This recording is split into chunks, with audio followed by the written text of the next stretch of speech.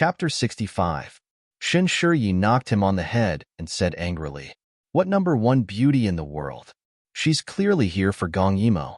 So as long as Gong Yimo is here, Jingyun will definitely find all kinds of excuses to pull her up on stage. Don't even think about it." Shen Shiyi's words were like a basin of cold water, greatly dousing the enthusiasm of the youths in the private room. Lika said with a sullen face, "Let's watch first. This woman doesn't seem to have any evil intentions." Shen Shiyi nodded, his bright eyes staring unwaveringly downstairs. The more he looked, the more unconvinced he felt. What number one beauty in the world? To put it bluntly, she's just a scaredy cat. Besides, Gong Yimo, why is a girl like you so focused on her? No matter how you look at her, she's still a girl, all right? Following that, he touched his own face.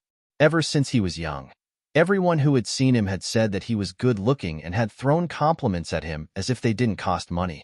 But even so, why didn't that damned girl look at him like that? Gong Yimo seemed to be dazzled by the other party's voice and appearance.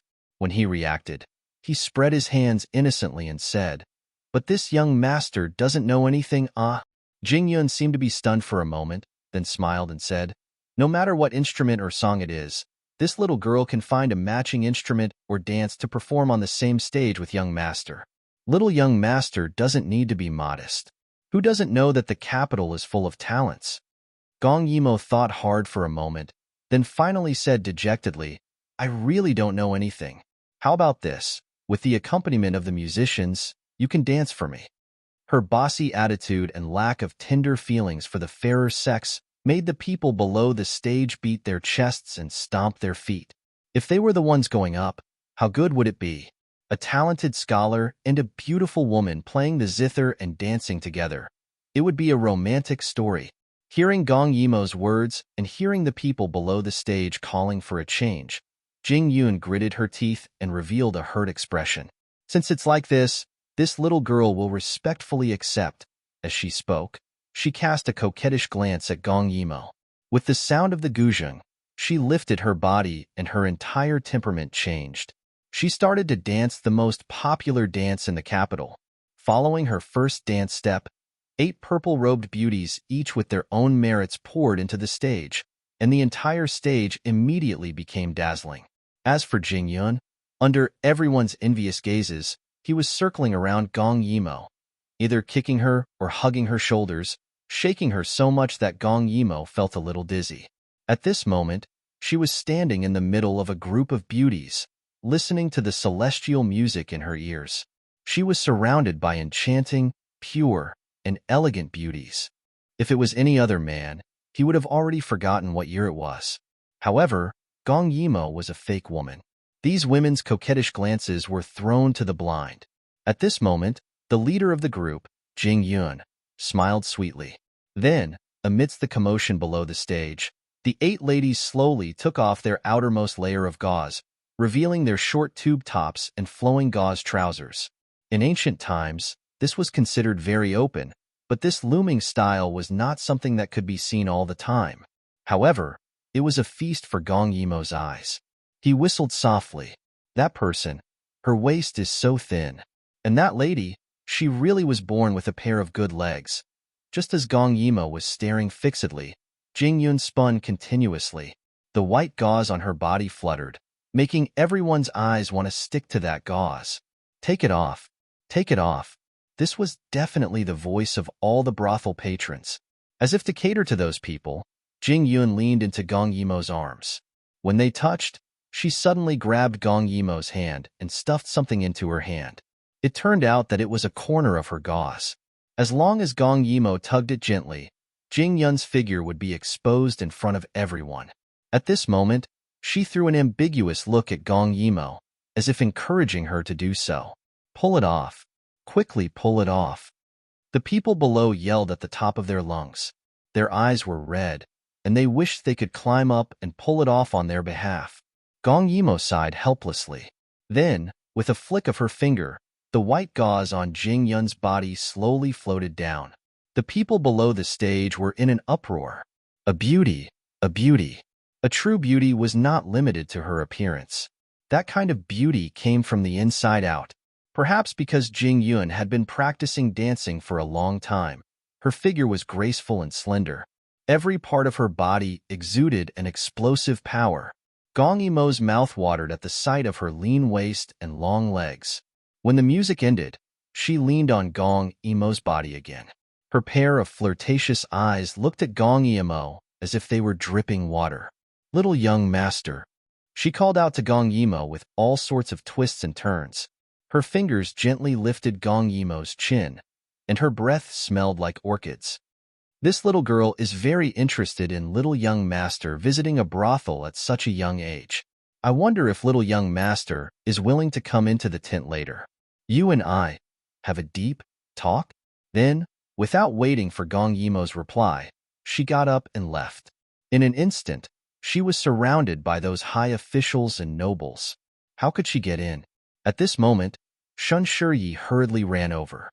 Seeing that Gong Yimou was in a daze, he said in annoyance, "Look at how infatuated you are. Those who don't know better would think that you're really a man." Gong Yimou looked back thoughtfully. Seeing him smile, she said, "Everyone has a love for beauty.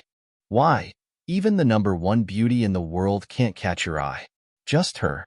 Shin Shiyi looked at the crowd and said disdainfully, "She looks very ordinary. This young master doesn't like this kind of trash." Gong Yimou winked and laughed. "Then who can catch your eye?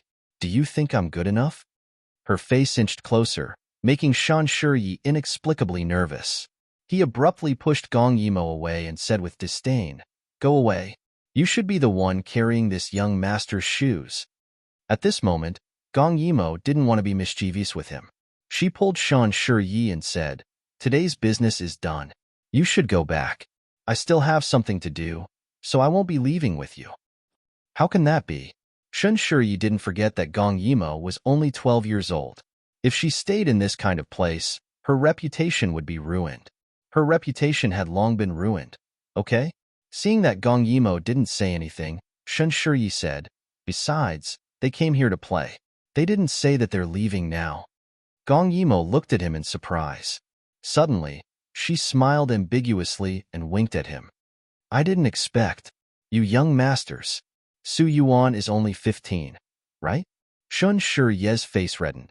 He straightened his neck and said, "What are you thinking? This young master will leave in a while. You, what's with that look? What are you looking at?" Gong Yimou shrugged indifferently. "Up to you. Anyway, I won't be going with you. With my martial arts, there's nothing to worry about." Hearing her say this, Shun Shiyi felt relieved. However, he was still a little unhappy. "What's the matter?" Gong Yimou smiled mysteriously. "A beauty has a date." Chapter 66. As soon as she entered the room, she was greeted by a fresh mint scent that made Emo take a deep breath. The woman's boudoir in front of her didn't look graceful at all. On the contrary, it was a bit cold and cheerless. There was some unfinished writing on the desk. Gong Emo walked over to take a look. It was a heart sutra, but because the person who wrote it was quite casual, the heart sutra didn't look very romantic. It looked more like a work of art. Not knowing how much longer she had to wait, Gong Yimou picked up a pen and started sketching on a piece of white paper. She was thinking about the canal, which rivers could be used, and which could not be. Speaking of which, she had traveled to many places in her past life. Everywhere she went, blood flowed like rivers. She did not pay much attention to these things. Just as she was lost in her thoughts, the door creaked open. A drunk woman walked in alone. She propped her forehead up and looked up. When she saw Gong Yimou, her eyes lit up. "Little young master, I thought you weren't coming." Gong Yimou had forcefully sent the youths out just now. She did not expect that she would turn back. Gong Yimou put down her pen, folded the paper, and put it in her arms. She grinned at Emo and said, "How could I not come when the beauty has an appointment?" Hearing her words, Jing Yun snorted. That coquettish snort was enough to make one's bones go soft. "You really think you're a man, Chaoyang princess? I didn't expect you to be such an interesting person." Gong Yimou was not the least bit annoyed that her identity had been exposed. She slowly walked in front of Jing Yun and looked up at her. "If your network was a little more detailed, you would know that I'm not a princess." Jing Yun covered her mouth and laughed. What difference does it make? You have that, as if I'm here in person, token on you. Who would dare to touch you? She even knew about this? Gong Yimo rubbed her chin. That's true. Then, you tried so hard to get close to me because of this token?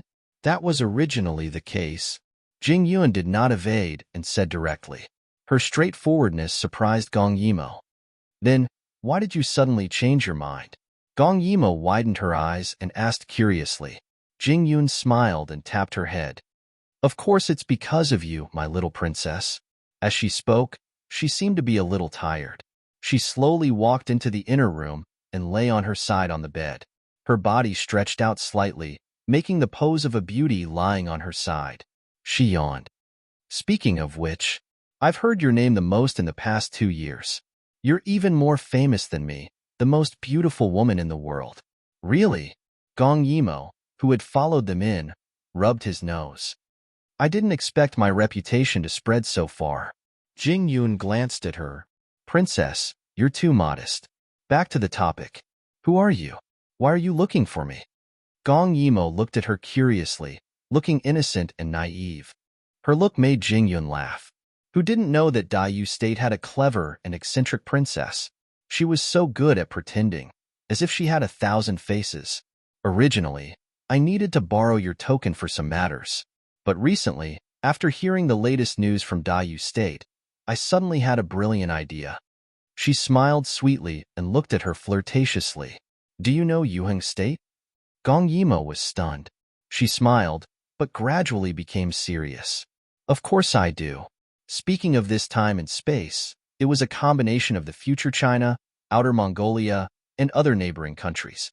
It was divided into 4 countries, Yuqi, Yuheng, Luyi, and Daiyu State.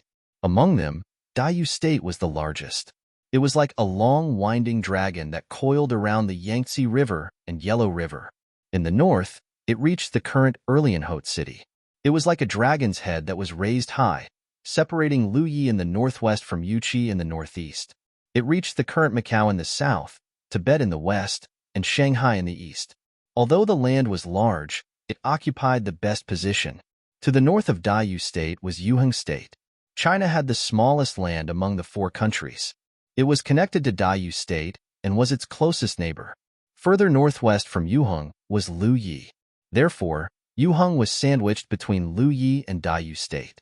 It faced Yuqi State in the northeast. Between the 4 major countries, there were countless small countries that were struggling to survive. As for Yuheng, because it was stuck between Daiyu and Luyi, it was in an awkward position. Therefore, it was very difficult, but also very easy. Among them, the Yuqi Kingdom was a Han country. Yuheng and Daiyu shared the same Yellow River and also bordered the Luyi grassland. It was considered a semi-nomadic and semi-Han country. As for Luyi, it was a completely nomadic country. At this moment, a person from Yuheng had suddenly appeared in front of her. If the courtiers knew about this, it would be another round of trouble. Therefore, she blinked and said, Little big sister, if you have something to say, just say it. Jing Yun was amused by her words. She looked over with her charming eyes. Of course, I want to make a deal with the little princess. I heard that the crown prince of your country is going to build a canal. It will connect the capital to the Yangtze River, right? Gong Yimo nodded. It's true. Jing Yun seemed to be very happy. She smiled. Is the princess going as well? Of course we are going together. That's great. Jing Yun propped herself up and winked at her. I wonder if the princess was the one who came up with such a wonderful idea? Gong Yimo shook her head decisively. Who knows? In any case, it can't be me. That doesn't matter. A trace of suspicion flashed across Jing Yun's eyes. No matter what, the princess is the crown prince's closest sister. Moreover, the crown prince thinks highly of you. Even the emperor of Daiyu State seems to pay attention to you. From this, it can be seen that the princess's words carry a lot of weight. Gong Yimo didn't say anything. She just looked at her with a smile. But from what I know, the princess doesn't seem to be having a good time in Daiyu State. Moreover, the princess has an extremely close younger brother. For this younger brother, the princess is very short of money. No, it should be said that she is short of everything. Gong Yimo glanced at her. You should have done a thorough investigation on me. of course. She winked at him again. Gong Yimo thought for a moment. I am quite short of money at the moment. What kind of deal do you want to make? Only then did Jingyun reveal a cold and stern expression other than a charming smile. His expression was full of seriousness. The Grand Canal you're going to dig will go from the south to the north, using the existing Yulong Inner Canal as a foundation. You'll expand it all the way to the capital, right? Gong Yimo nodded. That's right. She looked at Gong Yimo with sparkling eyes. The passion in her eyes made her look like she was deeply in love. Then may I ask, Princess, what do you think can make a lot of money every day? Gong Yimo had already thought about this question. She counted on her fingers for Jingyun. Exterminating families, killing people, robbing tombs, and her eyes flashed. Illegal immigration. Chapter 67. Jingyun smiled sweetly. Smuggling won't work. Even though Yuheng and Daiyu State share the same Huanglong waterway, the border between Luozhou and Luozhou is heavily guarded by both countries. Smuggling will be harder than ascending to the heavens. However, she changed the topic and couldn't help but smile. But it's different now. Daiyu State wants to dig canals. Water is alive, and Daiyu State has a vast territory. Once the project covers a large area, it will be difficult to control. Coincidentally, there are many waterways in the Huanglong waterway that extend downwards.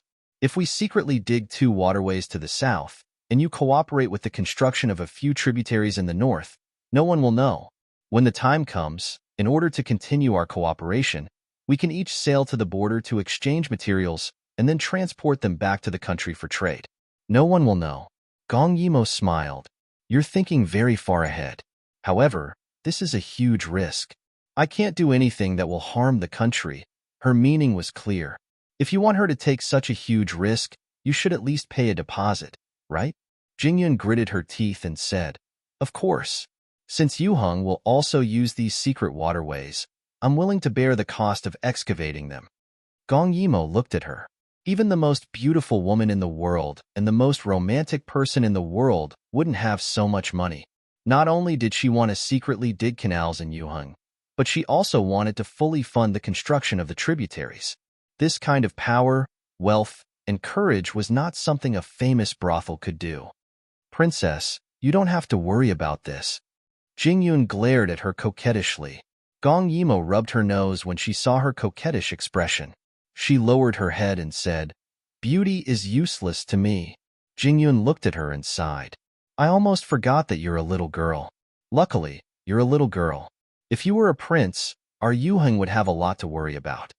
Gong Yimo thought for a moment and walked over. She sat down by Jingyun's bedside and looked her up and down. She giggled. It seems like you're not that useless. You know, although I'm young, I'm also someone who loves beauty. Jingyun was stunned and smiled. Is that so? Then do you think I'm beautiful? She crossed her legs. They were fair and well-proportioned, without a trace of excess fat. They were covered by a thin veil and vaguely displayed in front of Gong Yimo. What a beauty! Gong Yimo sighed in admiration. It's a pity that Jingyun is beautiful, but she lacks something. Oh. Her expression immediately became fervent.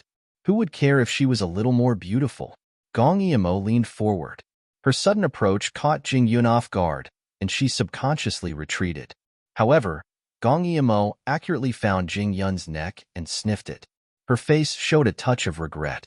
She sighed. Most women have a nice fragrance. That's the result of marinating their flesh with rouge and powder. It's a pity that sister smells nice. But her expression turned bitter. Underneath this fragrance is the smell of a stinky man. What do you think should be done? Jingyun glared at her. Who are you calling a stinky man? She realized that she had misspoken and threw her a coquettish glance. Do I look like a man to you? What a joke. Gong Yimo also laughed along with her.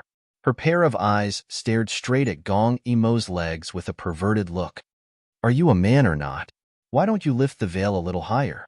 Her words were straightforward, but it made Jingyun's face turn from white to black and from black to purple. Finally, she forced a smile. Do you want to be my guest in my room? That won't do. Sister doesn't like girls. Gong Yimo's eyes slowly moved upwards. Her scorching and curious gaze made Jing Yun feel as if his body was being stung by something. He regretted wearing this gauze dress. It's fine if you don't lift it. I was curious just now. What did you stuff up there? Why did it sway like that when you were dancing? Hooligan. Jing Yun gritted her teeth. She covered her chest with her hands and glared at her. Her reaction was very feminine. She looked at the young lady in front of her. She was obviously beautiful but had a perverted look. It hurt her eyes. It seemed that she had to scare her. Jing Yun narrowed her eyes. Little girl, do you know what propriety, justice, integrity, and shame are? If I'm really a man, what you said is very dangerous. She dragged out the word oh. Her expression was serious. The two of them were very close to each other. One leaned forward and the other leaned back. This position was really dangerous. But who was Gong Yimo? She glanced at her. You can't beat me. Without waiting for Jing Yun to vomit blood, she pointed at Jing Yun's chest and smiled sweetly. How about this? If you tell me what you're patting on your chest, I'll agree to your request. How about that? Her words made Jing Yun glare at her angrily.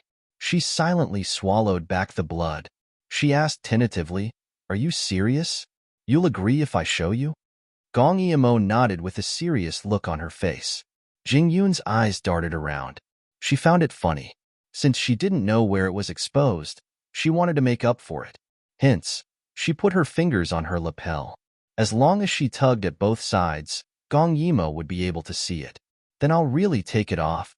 She didn't believe that Gong Yimo would dare to look. Gong Yimo stared at her without blinking. Her eyes were almost glued to his chest. Jing Yun gritted her teeth. This pervert. As he thought of this, he also became ruthless and tore open his lapel. She thought that Gong Yimo would turn around the moment she pulled her lapel open. However, she didn't expect that the other party would really look at her without blinking. This scene made Jing Yun feel uncomfortable. He was really a man. He had breasts, because there were 2 pouches filled with water tied to his chest. Gong Yimo laughed out loud. She slapped the bed as she laughed. Wasn't it too funny? When she saw the 2 brown water balls tied to the other party's fair chest with white silk, she found it hilarious, especially when the other party had an enchanting female face but an extremely flat chest. It was so awkward. She couldn't take it anymore. She was laughing so hard that the other party tore off the white silk in anger.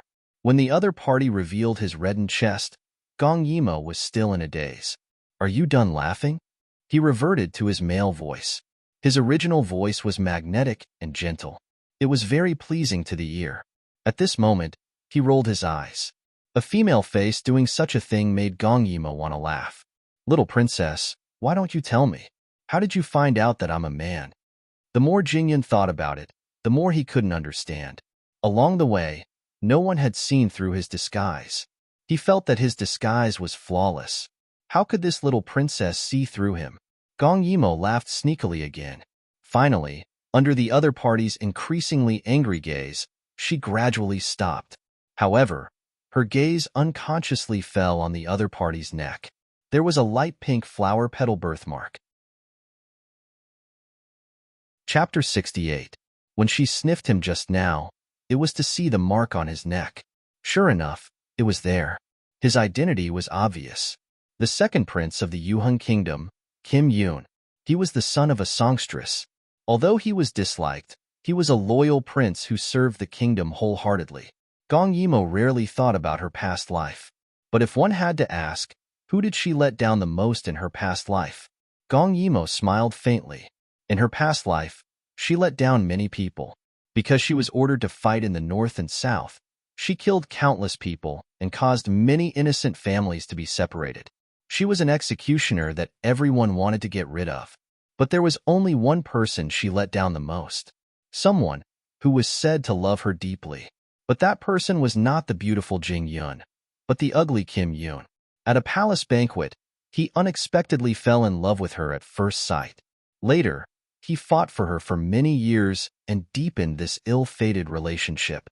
Yes, Gong Yimo believed that she was Kim Yun's ill-fated relationship.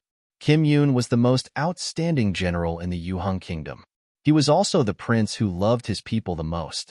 However, he secretly helped her time and time again. He also put himself in danger because of her.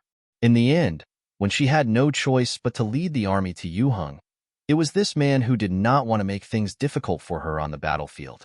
He personally opened the gates to the Yuheng kingdom. So, in her past life, Kim Yun bore the infamy and was executed by 1,000 cuts because of her. In the end, his corpse was fed to the dogs by the Yuheng kingdom. When she attacked the Yuheng kingdom, she could not even find his ashes. So, in her past life, when she killed many people, she thought that if she had not met Gong Che, if she had met Kim Yun earlier, a man who would love her wholeheartedly, she would not have suffered. Unfortunately, that was not the case. This time, she didn't recognize him at first. It was only when he offered to cooperate that she began to suspect him. Kim Yun was originally a smart and far-sighted person.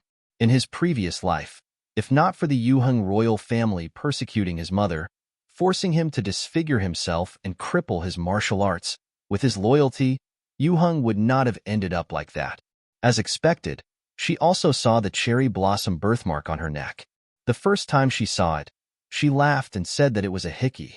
The other party's cold face told her that if anyone saw his face, they would never have the thought of kissing him. Gong Yimo did not believe him and said that she was absolutely not afraid. As for the envoy, Kim Yun, she could do nothing about her honorable status and slowly took off her mask.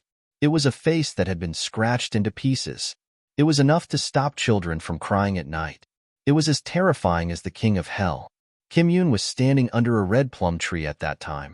When he looked at it quietly, his tone was terrifyingly cold, but it was deeply filled with the aura of death and despair. He touched his face. Was it scary? What did she say at that time? Gong Yimo thought back to that time, and her heart couldn't help but feel sour. At that time, she said, if your face was good, you would definitely be a beauty that could topple the world. He was indeed a beauty that could topple the world. Kim Yun loosened his grip on his chest and felt a lot more comfortable. Seeing that Gong Yimo didn't respond for a long time, he raised his head and saw that she was looking at him with a very complicated expression. It seemed sad and resentful, sad and happy at the same time. Kim Yun was stunned. He didn't know why, but he seemed to feel that she was feeling sorry for him. Was it an illusion? The intelligence said that this little princess wouldn't wake up early if there were no benefits. She was very difficult to deal with. What's wrong with you? He faintly raised his eyebrows. That face of his was extremely moving, and even his casual movements were breathtaking. He was truly a peerless beauty. After all, his mother was the true peerless beauty whose name shook Yuheng back then. Gong Yimo came back to her senses and laughed. She still looked at him with a smile, but Kim Yun felt that she seemed to be sad. I think our cooperation needs to change. Her words made Kim Yun immediately alert. Was she trying to raise the price? How? Gong Yimo looked at him. Her eyes were deep, and he couldn't understand the meaning behind them. About the underground river, I don't need you to pay for it. Why? Jin Yun immediately became anxious. Did this mean that he didn't agree? Gong Yimo shook her head. Our cooperation can continue, but I don't need you to pay for it. You have to know that I'm much richer than you. Moreover, in order to relieve the pressure on the Yangtze River, my original intention was to dig more tributaries to extend inland. The emperor will pay for it, so you don't need to worry. So with that money of yours, you should use it to bribe the people around you and protect yourself. Kim Yun frowned. His eyebrows were now very thin, and when he frowned, it really made him look like a girl holding her heart, very lovable. There was no free lunch in this world. Kim Yun really didn't understand what Gong Yimo meant. Why not? This is a good thing for free, Gong Yimo said lightly. I'm just afraid that you don't have enough money. After all, you're going to dig a canal in Yuheng. The cost will definitely be high, and it will take a long time. I don't want to take advantage of you. After all, we'll be working together for a long time in the future. You trust me that much? He frowned and asked suspiciously. You have to know that if we dig through the underground river, it'll be much easier for us Yuheng people to sneak in. Aren't you afraid? No. Gong Yimo smiled. It's convenient for you to come in, so isn't it convenient for me to go out? When the time comes, we'll just have to rely on our own abilities. Moreover, she narrowed her eyes and said calmly, moreover, when the canal is built, I'll naturally have troops to guard the door. You won't be able to come in. Moreover, there are so many tributaries. I can't just do business with you." She looked elsewhere, and it seemed that the mountains and rivers that extended in all directions had already appeared in her eyes. Those magnificent mountains and rivers, the close flow of trade, and all kinds of goods. It made people yearn for it. Therefore, she smiled slightly, domineeringly, and sighed as she spoke. "I believe that illegal immigration is only temporary. One day, I'll open up the 4 countries to trade, and all the countries will be open to trade from all directions." This wasn't a fantasy. She could definitely do it. Her words suddenly shocked Kim Yoon. The ambition and determination in her words made Kim Yoon's heart tremble. He suddenly felt that his vision was too narrow. He was painstakingly currying favor with the affairs of one country, but this girl in front of him was not only developing herself, but also the country. She even wanted other countries to develop together with her. This kind of fearless and supreme spirit was far from what he could achieve now. No one could achieve it. This princess of the Chaoyang Empire, how did she grow up? Why did she have such ambition and such thoughts that made people's hearts tremble? At this moment, Gong Yimo looked at him with a smile and reached out her hand. Her eyes were filled with deep nostalgia and expectation. "I know who you are. I also know your talent, vision, situation, and everything else. But it doesn't matter. I only want to ask you, are you willing to cooperate with me?" She said which was equivalent to telling him that all this was because of her. She was sincerely showing her sincerity. Kim Yoon hadn't recovered from her previous words when he saw the small hand in front of him. He was still a little stunned, but when he thought of his mother who was still suffering in the cold palace, he gritted his teeth. He was no longer afraid. Cooperation. Gong Yimo's eyes softened. Chapter 69. Just as they were preparing to set off, Gong Dai was about to reach Shizhou. Shizhou was located between Tibet and Lhasa, in the southern part of the Darim Basin. Dayu State was a long strip of land, and Shizhou was even longer. It bordered Luyi to the north, and there were many small nomadic countries in the grasslands to the south. Therefore, Shizhou had always maintained a strong military presence in 3 directions to guard the country. Seeing that they were about to arrive in 2 days, Gong Dai heaved a sigh of relief. The journey had been very smooth. He had walked through deserts, oases, snowy mountains, and grasslands. Only now did he know what the royal sister had described. He also knew how magnificent and compatible the country he was in was. His ancestors had slowly built this great country, and it was as beautiful as a painting. At this time, they passed by a village built near an oasis. Gong Dai ordered everyone to stop and rest. They would set off at night when it was not so hot. When the villagers found out that they were going to Shizhou for disaster relief, they warmly received them. Gong Dai was even arranged to stay at the village chief's house. Even though he had seen many along the way, Gong Dai still felt that it was very novel. The faces of the people here were very different from those in the capital. The royal sister had once said that there were many kinds of people's faces. In the distant south, there were even people who were completely black. It was a pity that he had not seen them along the way. Because the journey was tiring, other than the guards who had been arranged to keep watch, everyone else rested after their arrangements were made. Gong Dai went to lie on his bed, but he could not fall asleep. He felt that it was very strange, because he had not received a single letter from the capital along the way. One had to know that the stewards in the capital would sometimes report to him. Could it be that the royal sister felt that he had left the capital and the distance to send letters was far, so she was diligent and took over all the work for once? Thinking of this, Gong Dai could not help but smile. He stroked the hair in his arms. He wondered if the royal sister was happy being alone in the imperial palace. Gong Dai slowly fell asleep as he recalled the other party's every frown and smile. After an unknown amount of time, someone sneaked into Gong Dai's residence. He was startled. With a zung sound, he unsheathed his sword and stabbed it into the person's shoulder. The water basin fell to the ground with a bang, but Gong Dai ignored it. His eyes suddenly widened. Royal sister? The girl was so scared that she was trembling. She didn't even dare to move the basin of water that had fallen to the ground. After taking a closer look, Gong Dai blinked regretfully. So it wasn't his royal sister, but a girl who looked very much like her. However, this did not make him relax. Instead, it made him even more vigilant. He had never seen the art of disguise before, but there was clearly something fishy about this person's resemblance to the royal sister. Who are you? Who sent you? The narrow sword in his hand was pressed against the girl's neck. It seemed that if she said a wrong word, he would not hesitate to cut it down. His cold eyes made it seem like he was looking at a dead person, which made the girl tremble even more. I don't know what Sir is talking about. I'm the village chief's adopted daughter. I'm here to bring you water to wash your face. The village chief's adopted daughter? Gong Dai narrowed his eyes as he sized her up. If that's the case, why did you come here to do such a lowly servant's job? His tone was very cold, but it made the girl's cheeks turn red. It's me. I wanted to come. I saw you on the horse earlier.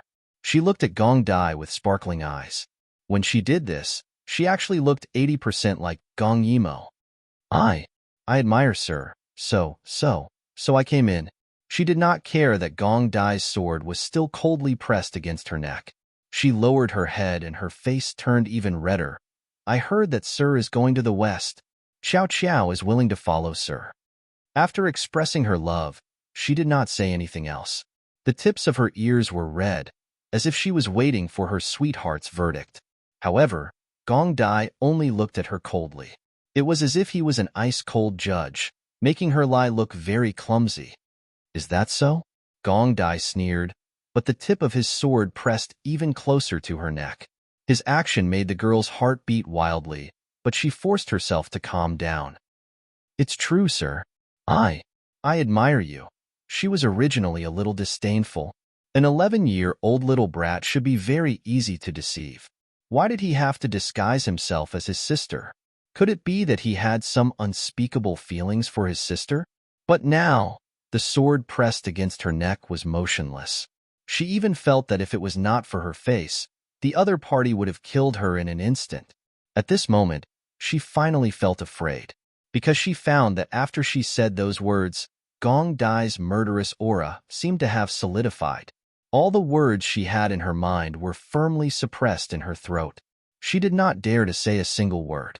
She only hoped that the other party would look at her face and let her live. You said that you admire me? The youth's cold voice suddenly sounded. Hearing this, the girl happily raised her head. But at this moment, she was forever frozen in place. She probably could not figure out why she was killed until she died. After killing her, Gong Dai finally felt that something was wrong. The girl in front of him was clearly sent by the people in the palace. Because they knew about the bond between him and the royal sister, they used such a trick. And the royal sister was in the palace, so she would not allow such a thing to happen. The only explanation was, the royal sister was not in the palace. At this moment, a person walked in. It turned out to be Bai Sheng. He was the person that Gong Yimo had specially arranged for Gong Dai. Gong Dai could not help but glance at him. Because Bai Sheng was someone that the royal sister trusted very much, he also trusted him very much. Bai Sheng looked very ordinary. He was the kind that could not be found in a crowd. At this moment, he looked at the corpse on the ground and sighed. Your Highness, you shouldn't have killed. According to the thoughts of Gong Yimo and Zhenxi of Gojoseon, they both hoped that Gong Dai would become upright and firm, just like a soldier. But Bai Sheng, who knew him well, knew that the child in front of him was a murderous person. So he could only stop him. Last time, when he killed the bandits, he had already left a terrifying impression on the others. Who would have thought that he would break the rules again when they were near Shi province? Too noisy, so I killed her. For some reason, Bai Sheng actually felt the murderous intent in Gong Dai's eyes when he looked at him. This realization made his heart tremble. Bai Sheng hurriedly turned his face away and squatted down to check the corpse. As he turned the corpse over, he found that the eyebrows and eyes were extremely similar to the Chaoyang princesses. He was shocked. Although he did not understand what had happened, based on His Highness's friendship with the princess, this person looked so much like the princess. Even if there was something fishy going on, he should not have killed her just like that. He should have at least taken her down and interrogated her about her origins. He looked up at Gong Dai. At this moment, Gong Dai was sitting in front of a table and casually flipping through a book. He seemed to be thinking about something. His movements were slow and deliberate. He was clearly a cold and cheerless noble son. It was as if he was not the one who had attacked just now. Feeling Bai Sheng's questioning gaze, Gong Dai glanced at him with his dark jade eyes. With just one glance, Bai Sheng felt a chill run down his spine. They're two alike. In this world, there's only one imperial sister. Chapter 70. His tone was cold, as if he was explaining, but this explanation made Bai Sheng even more nervous. His Highness couldn't have discovered something, right? For a moment, Bai Sheng didn't know how to respond. After a long time, he heard Gong Dai suddenly laugh. The night here was very cold, but it was far less chilling than Gong Dai's laughter. Speaking of which, I'm very curious. After being out for so long, why haven't I received a single letter from the capital? Gong Dai raised his eyebrows and slowly said this. His face suddenly darkened as he looked at Bai Sheng with a strong murderous intent. He crumpled a page of the book in front of him into a ball and threw it at Bai Sheng's face, sneering, "Very good. I trusted you so much, but you dared to deceive me."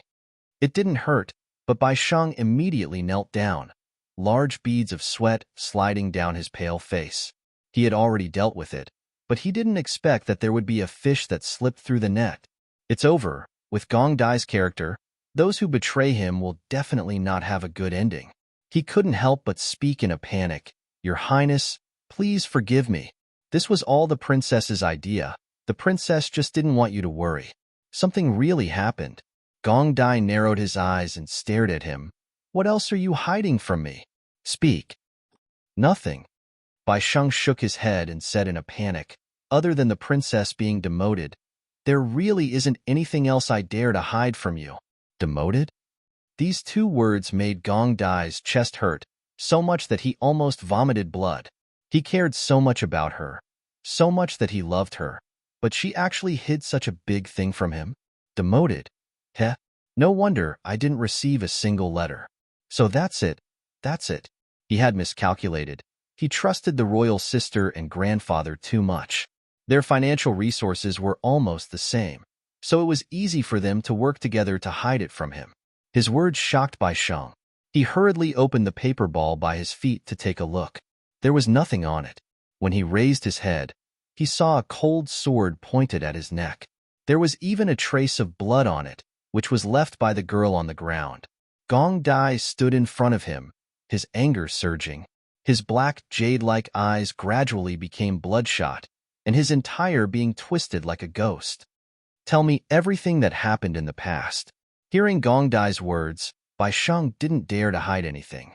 With a pale face, he hurriedly explained the situation. His sword trembled in anger. It was very likely that in the next second, he would be like the woman on the ground and slit his throat. "I see. The royal sister has been demoted. How dare you? How dare you work together to deceive me?" Gong Dai took a deep breath and closed his eyes. He wanted to suppress the killing intent in his heart. No, he couldn't calm down at all. Whenever he thought of how Gong Yimo had been bullied by so many people and how she had been demoted to be alone, he wanted to go back and kill everyone in the imperial court. And Gong Che, what right did he have to make the royal sister plead for mercy? He was the crown prince. His maternal family had committed a heinous crime. Shouldn't he bear the consequences himself? And grandfather, uncle, why did they work together to deceive him? Why? Gong Dai's eyes were filled with cold, murderous intent. "Prepare the horse. I want to go back to the capital. Immediately." Bai Sheng was so frightened that he almost fainted. The West Province was right in front of him. If he went back, he would be disobeying the imperial edict. He would be beheaded. "Your Highness, how much effort did the prince and princess put in? How long did they plan for this opportunity? If you just leave like this, will you be worthy of the princess' painstaking efforts?" Bai Sheng bitterly tried to persuade Gong Ju, but as soon as he opened his mouth, Gong Ju's sword pierced his neck, causing blood to gush out. "Shut up. I don't want to hear anything from you." Feeling the pain in his neck, Bai Sheng suddenly had an epiphany. With Gong Dai's personality, He would have killed him long ago if he wanted to. Now that he was still alive, it must be because of the princess. Thinking of this, Bai Sheng endured the fear and pain and said, "Even if you kill me, I will say it." This subordinate still remembers that the Chaoyang princess was looking for a suitable opportunity. She flipped through countless cases before coming up with this idea. In order to understand whether the well canal was suitable for the West Province, she studied the geology of the West Province for a whole month. After much deliberation, she finally finalized this plan. Before arranging for me to come here, she also repeatedly urged me to help you complete the task. Now that you want to go back, why don't you kill me first? It's better than me not being able to answer to the princess. Heh, do you think I don't dare? Gong Dai's voice was as cold as ice. His hand gripped the hilt of his sword tightly. But when he heard Bai Sheng's words, he couldn't help but think of Gong Yimo's appearance when she was busy writing. She was such a lazy person, but when she was dealing with this matter, she was so serious and considerate. "Royal sister, what should I do with you? What should I do with you?" The tip of the sword trembled, but in the end, it didn't cut down. Gong Dai threw the narrow sword into the bed, making a buzzing sound. Bai Sheng's body went limp. He finally escaped with his life. When he saw Gong Dai turn around and leave without opening the door, Bai Sheng's heart trembled and he heaved a sigh of relief. He advised in a soft voice, "This subordinate knows that your highness is worried about the princess, but the princess is also sincere to you. In all my life, this subordinate has never seen a sister who is so considerate of her half-brother. Your highness, can you really bear to let her down?" He was trying his best to persuade him, but Gong Dai didn't speak for a long time. Bai Sheng was nervous and couldn't help but secretly look up. He saw that Gong Dai's back was facing him and his body was tense. He was even trembling slightly. Gong Ju raised his hand and looked down at his palm over and over again. His eyes were red, as if he was desperately trying to restrain himself. Every word seemed to be squeezed out from between his teeth. I also know. Bai Sheng was frightened by Gong Dai's appearance. He was shocked and panicked. He couldn't help but soften his tone again and again. "Your highness, don't worry. The princess is strong in martial arts and is resourceful. She will definitely be fine. She wants to see you achieve great things. This is the first step you have to take. Achieve great things." Gong Dai's hands clenched tightly into fists, but then he released them. His voice fell silent. After a long time, he spoke in a cold and weak voice. "If I don't have her, what is the use of achieving great things?" His words made Bai Sheng turn pale with fright. He really didn't expect Gong Yun to say such words. Wasn't it a man's innate ambition that existed in his bones and blood to make a name for himself? But you're right. Gong Dai slowly lowered his head. His hands were clenched into fists by his side. Although his back was tense, there was a sense of desolation in it. She is not an ordinary woman. She never disappoints anyone. So? His fingers dug deep into his palms. So I can't disappoint her. She won't fail, so I can't fail either. Otherwise, how can I stand by her side? But royal sister, you're too naughty. It looks like I can't let grandfather and royal sister control me anymore. I must monopolize all of this power. I can't let royal sister hide her ability from me. I want to know everything about her, everything about her. Chapter 71. The next day, Gong Yimo, who was far away in the capital, rubbed her slightly itchy ears and said with a face full of joy, "We're leaving in 3 days?" She was too happy. She wanted to go out and play. She could even go see her master on the way. Today, Gong Yimo was wearing a late green dress and her entire person was as refreshing and natural as a sprout. At this moment, she was sitting in the courtyard, beaming with joy as she ate big mouthfuls of ice flowers and chatted with Gong Che. She was very happy. Heavens, this is really delicious. Crown Prince Gidge, don't you want to try it? Gong Yimo's face was full of happiness. It was as if being able to eat a bowl of ice flowers every day in this kind of summer was the greatest enjoyment. Gong Che also deeply felt that she was an extremely easy person to satisfy. Sometimes, when he came back with a slightly more exquisite piece of art, she would treat it as if she had received a treasure. "I'm not eating," Gong Che did not like to eat desserts. This was something that Gong Yimo knew in her previous life. However, when they were husband and wife in her previous life, she liked to force him to eat things that he did not like to eat the most. This life was no exception. He was her gidge. She was meant to bully. She scooped a spoonful of the sweetest honey from the ice flowers and moved closer to Gong Che with a mischievous smile. I don't care. Being happy alone is not as good as being happy together. You eat. Just one bite. Just one small bite. She raised the silver spoon with one hand and raised the other hand in front of his eyes. Her snow-white little fingers gestured a small section, indicating that he could really only eat a little bit. Gong Che avoided it. He felt that it was unreasonable. This spoon was used by Gong Yimo. Recently, he was finding it more and more difficult to interact with Gong Yimo naturally.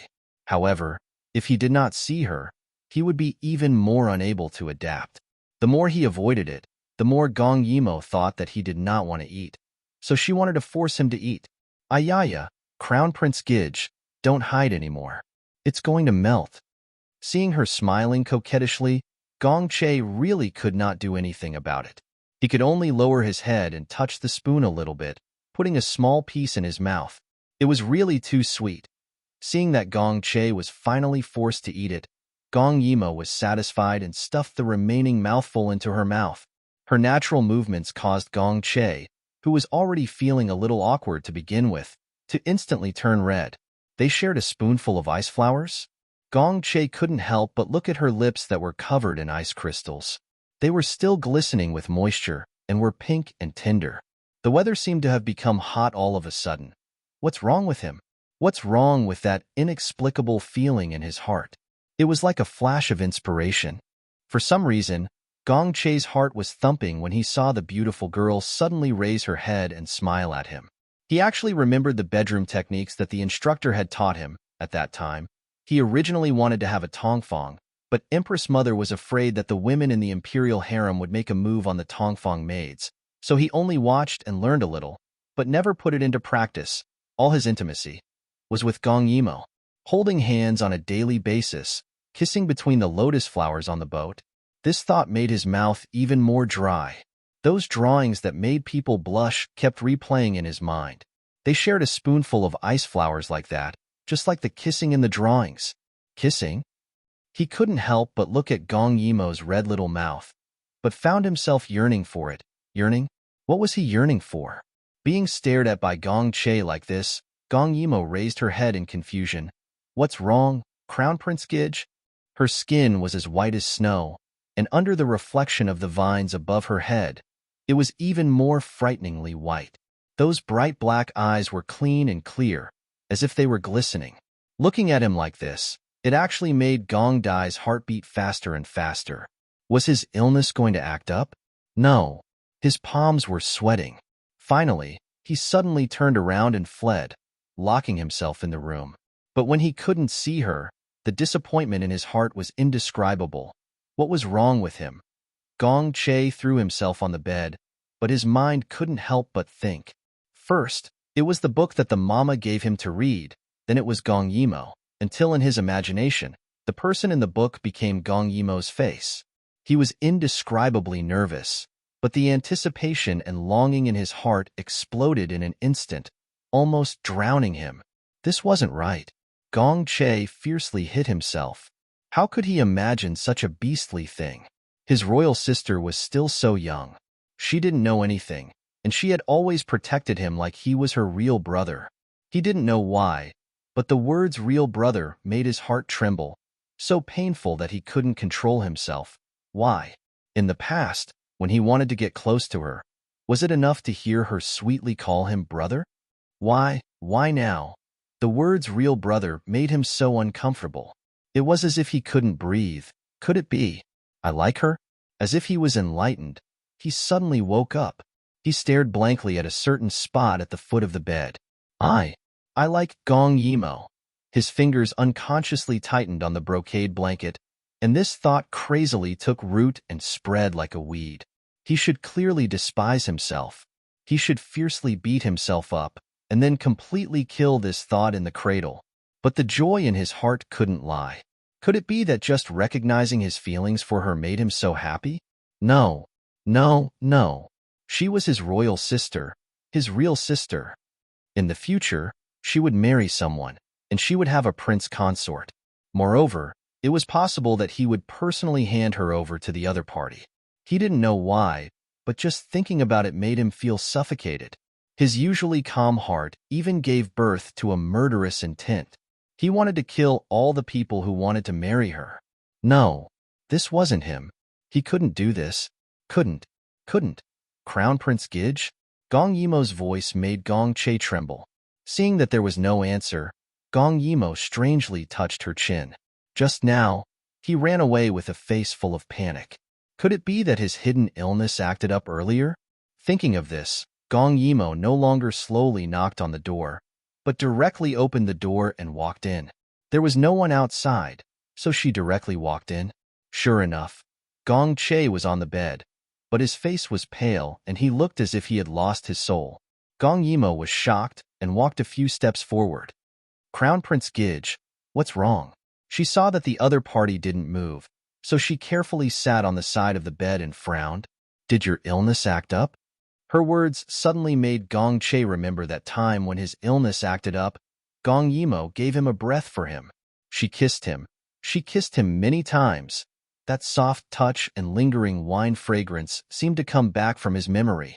Seeing Gong Yimo so close, Gong Che could no longer control himself. He hugged her in his arms. Very tightly. Gong Yimo was hugged so tightly. It was very strange. The other party's body was so tense, as if he was restraining something. His hot breath scattered on her neck, making her itchy. She couldn't help but move, but Gong Che hugged her even tighter. Don't move. The youth's voice was hoarse and deep. If Gong Yimo could see his eyes, she wouldn't be so confused.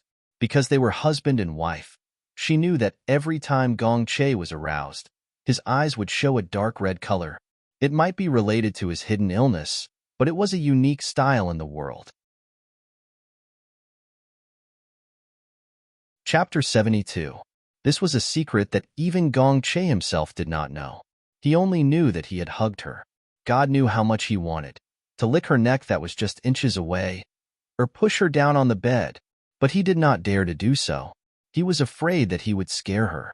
If Gong Yimo knew that he had such dirty thoughts towards her, she would definitely stay far away from him, so that he would never see her again. Thinking of this, he hugged her even tighter. He could not say it, and she could not leave him. She said it before. She said that she would not marry anyone. She said it before. And he did not want much.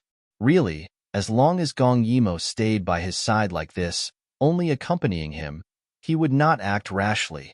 He would be able to control himself. Gong Yimo felt like she was about to suffocate. What was this situation?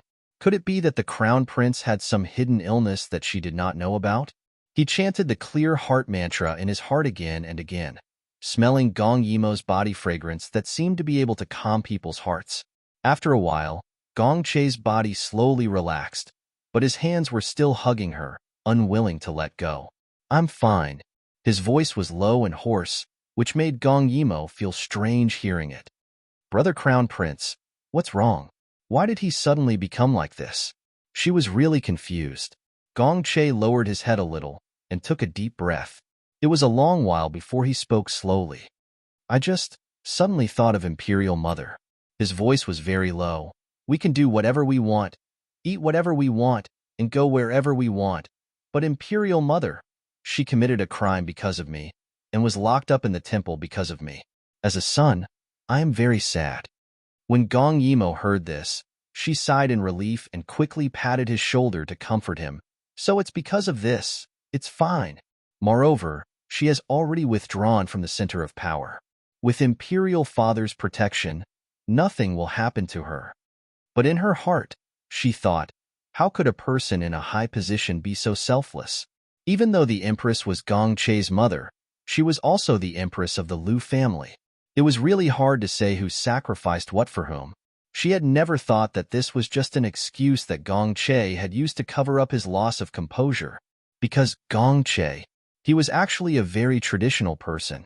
If someone told Gong Yimo that Gong Che had feelings for his sister, she would not believe it even if she was beaten to death.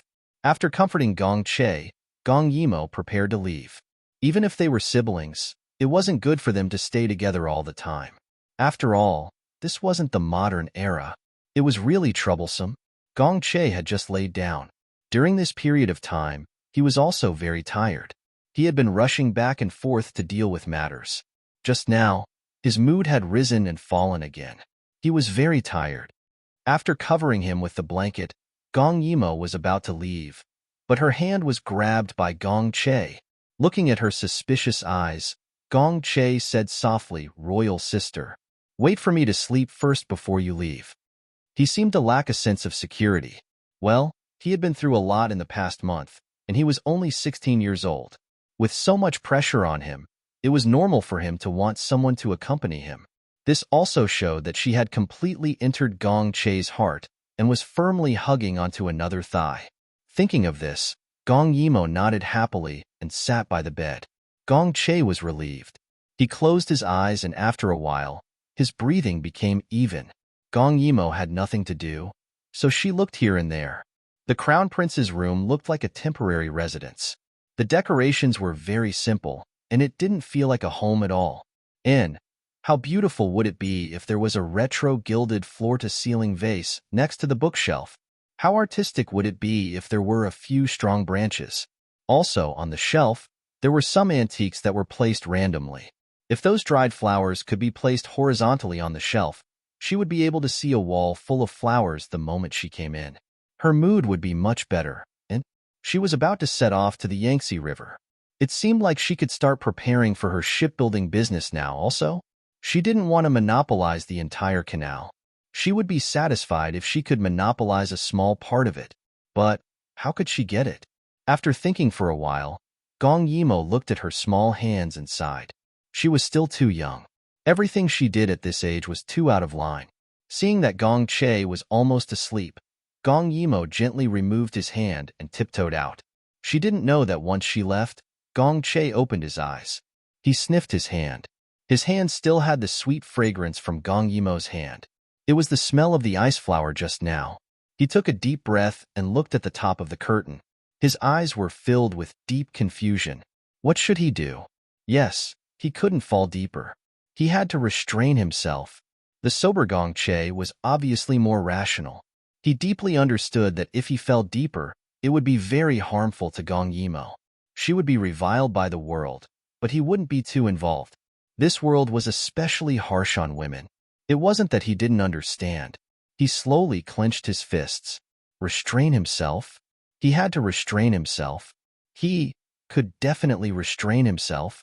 Time flew by quickly. The resources and people were all in place. Because they were leaving tomorrow, Gong Che stayed in the East Palace tonight. No, it should be said that since that day, Gong Che stayed in the East Palace for 3 consecutive days. The reason was different each time. But would Gong Yimo find out about this? Even if Gong Che didn't come back for a month, she would just think that he was busy with something and wouldn't disturb him, okay? It was late at night.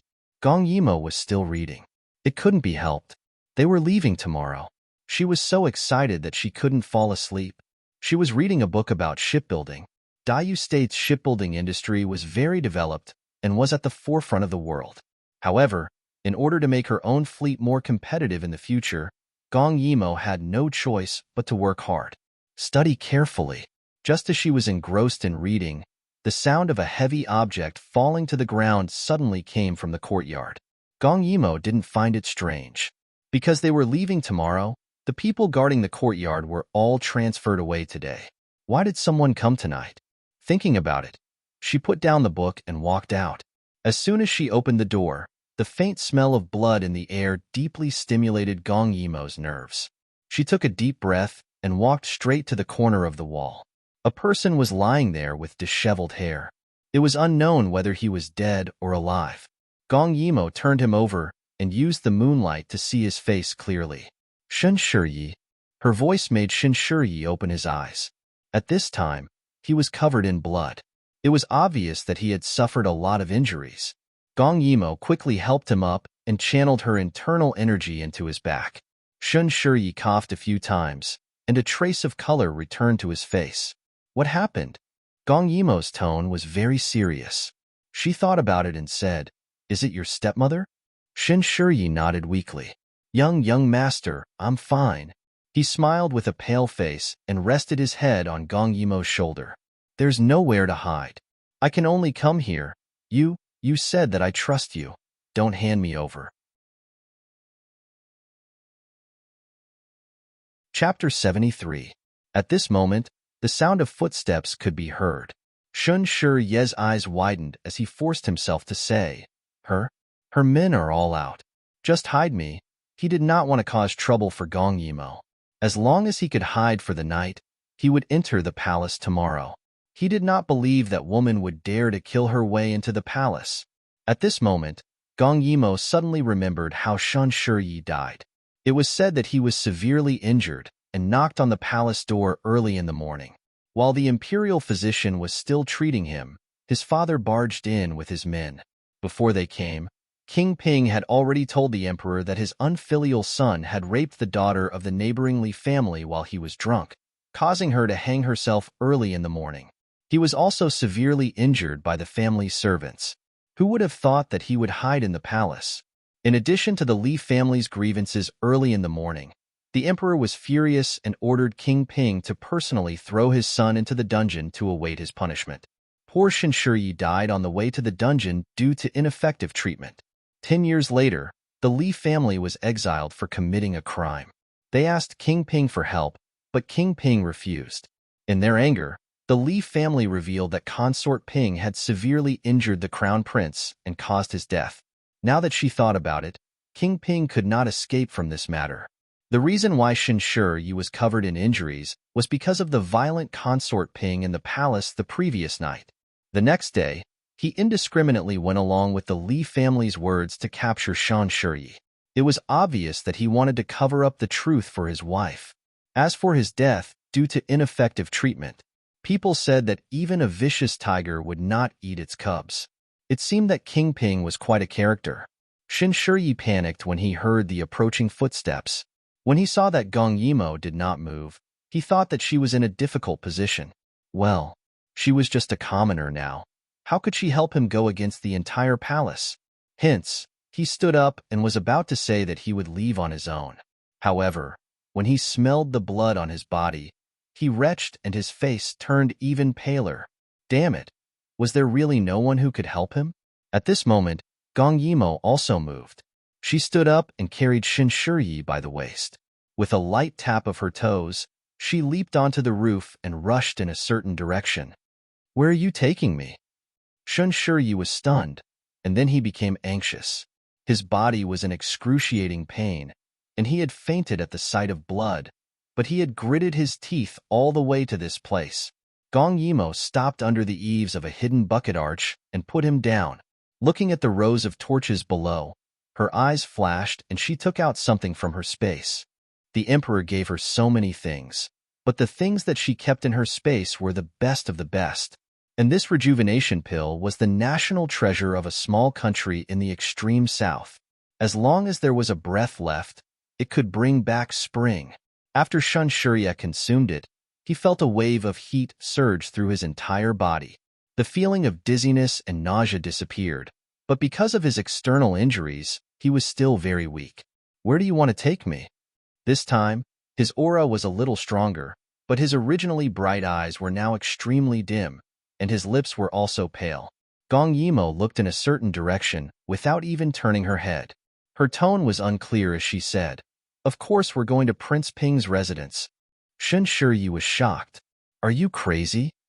Do you know how many people I sacrificed to escape?" Gong Yimo glanced at him lightly, her tone slightly serious.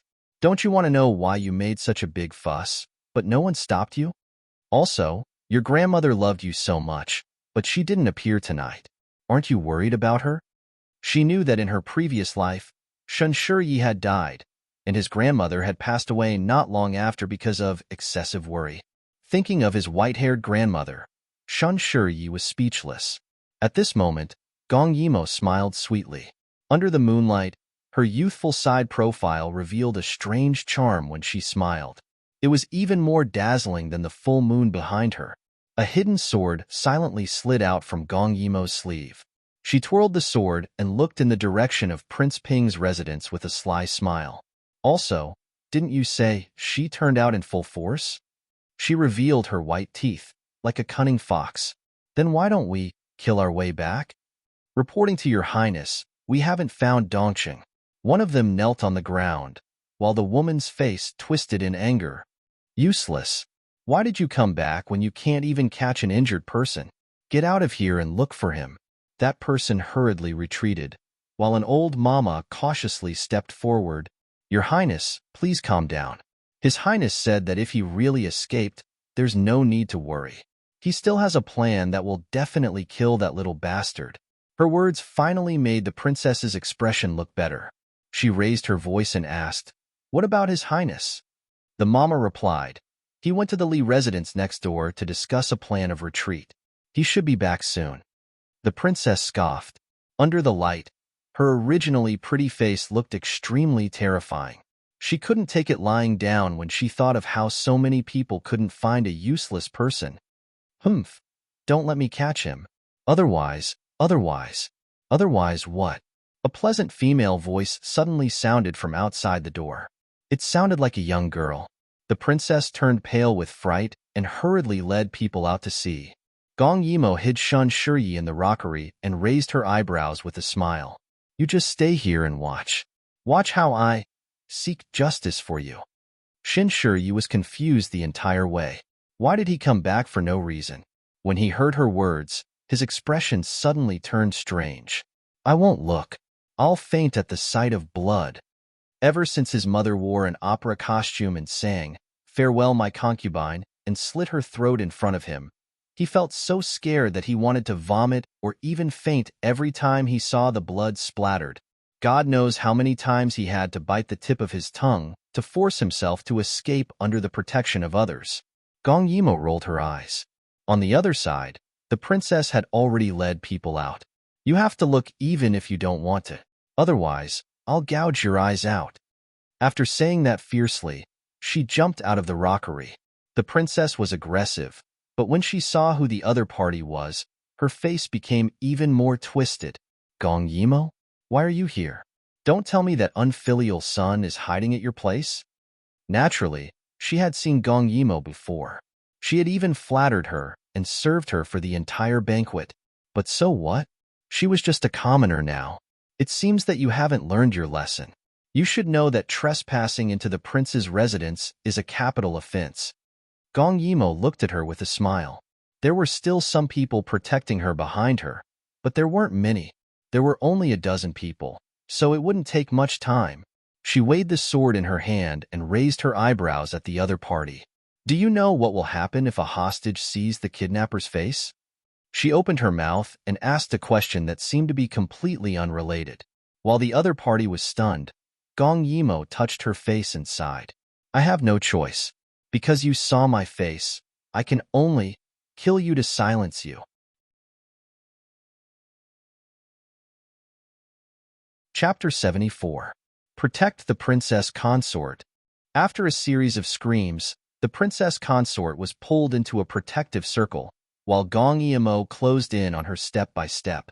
The bloodstains left by Shun Shiyi's previous attack were still on the ground, but as soon as Gong Yimo's blade fell, a new color was added to the blood. For a moment, the women's screams continued.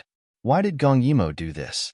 Didn't she know that if she was arrested for doing this, she would be dead? Could that unfilial son, Shun Shiyi, be able to make Gong Yimo risk her life for him? The princess consort couldn't figure it out. Even Shun Shiyi couldn't figure out why she would do this for him. She wouldn't wake up early if there were no benefits. This matter could be said to have no benefits for her. Her action of returning to the palace was also extremely risky. If those people came back early and captured her alive, the crime of trespassing into the palace and killing someone was enough to make Gong Yimo put her to death. Was she not afraid of death? Blood splattered. Gong Yimo's movements were nimble as she shuttled back and forth like a butterfly. Shun Shiyi was in the rockery. His eyes wanted to look but didn't dare to. Pooh, When the artery was cut, the blood spurted out, causing Shan Shiyi to tightly close his eyes. The scene of his mother's death 10 years ago replayed over and over again. He was so disgusted that he wanted to vomit. The feeling of fainting emerged again, but Gong Yimo suddenly called his name, causing him to wake up. Shan Shiyi, open your eyes. Although Gong Yimo didn't look in his direction, she knew that he definitely didn't open his eyes.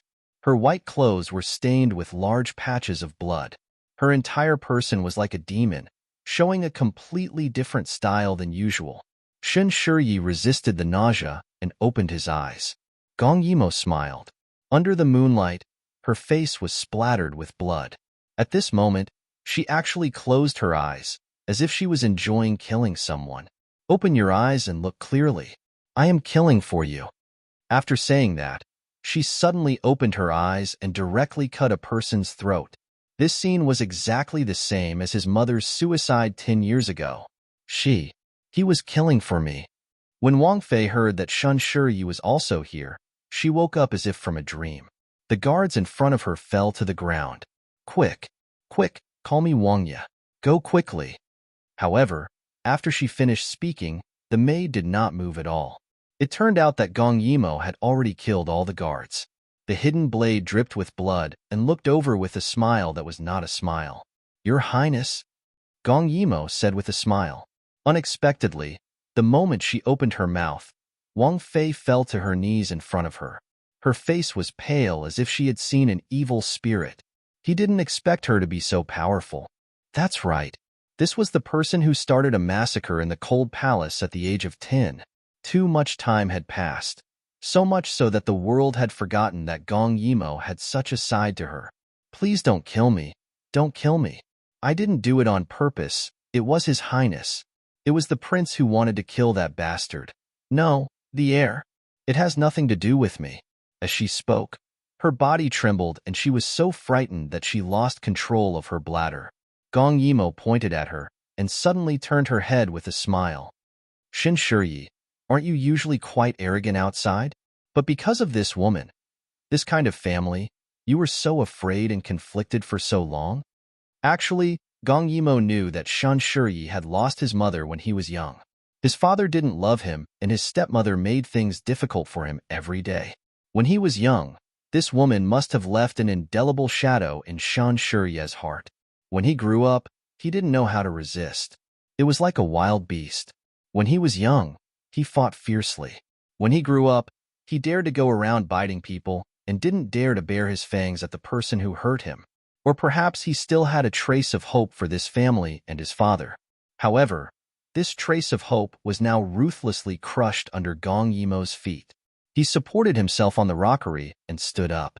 When Wang Fei saw Shan Shiyi, a trace of resentment appeared in her eyes. If she had known earlier, she would have poisoned him to death long ago.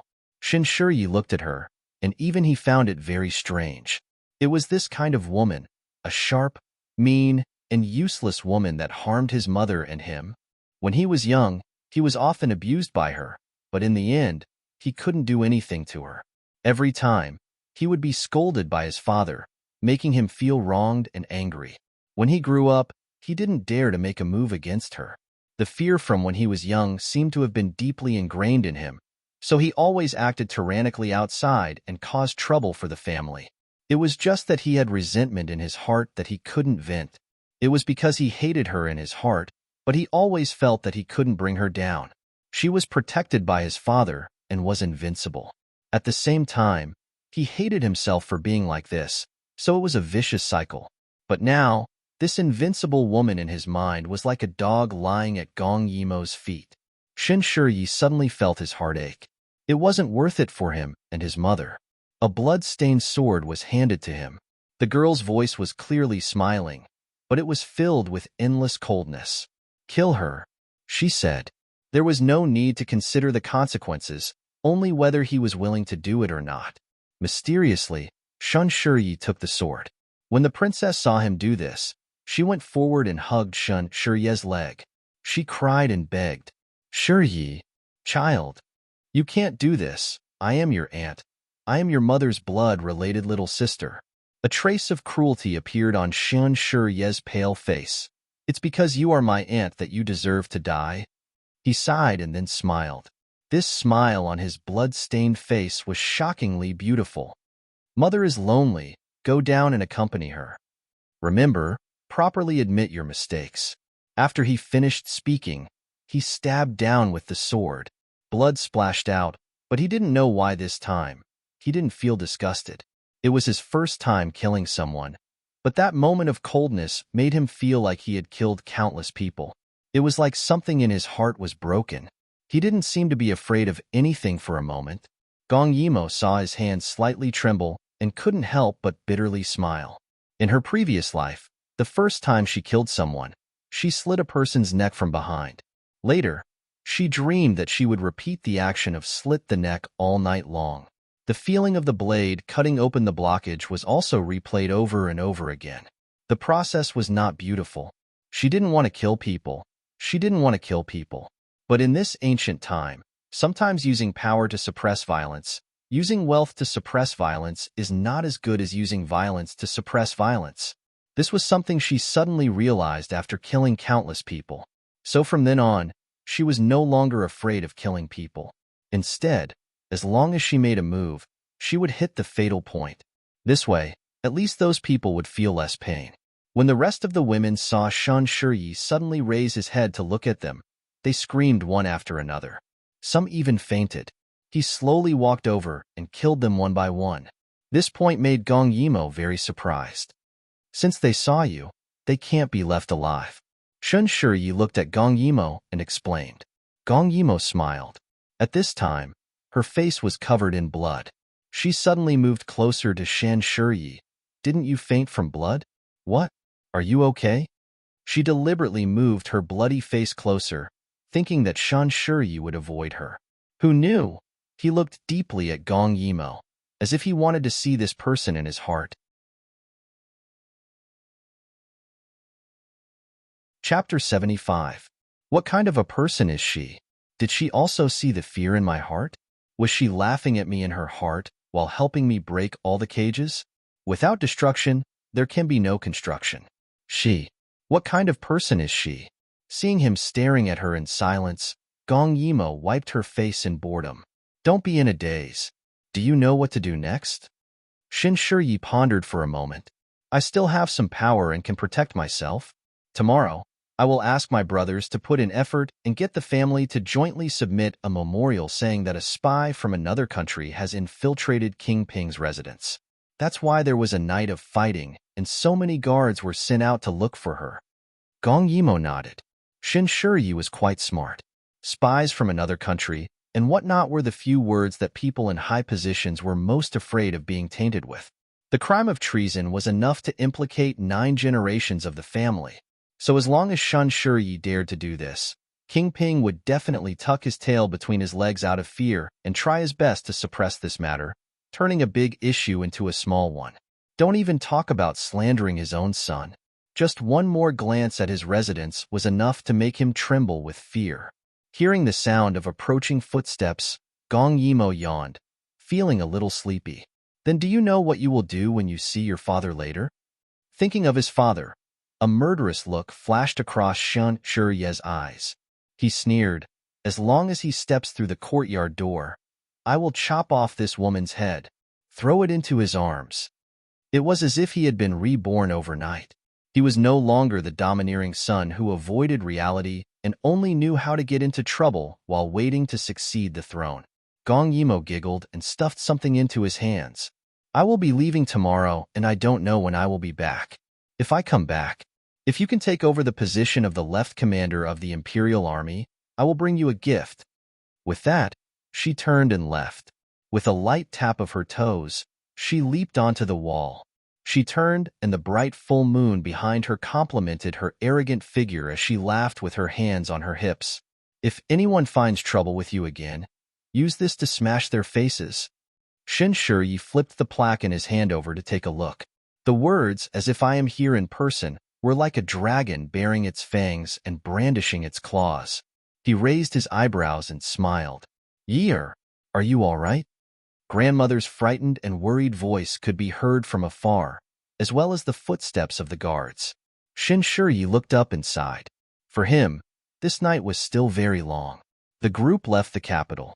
Before they set off, the imperial edict had already been sent to various places in the south. This time, they did not bring many people. They only brought 2,000 people to escort the goods and tools. The craftsman, the water minister, and the others were at the back of the group. There were 50 carriages. When Gong Che bid farewell to the emperor asked with a faint smile, "The little girl is not in the convoy, is she?" These words made Gong Che's face look very embarrassed.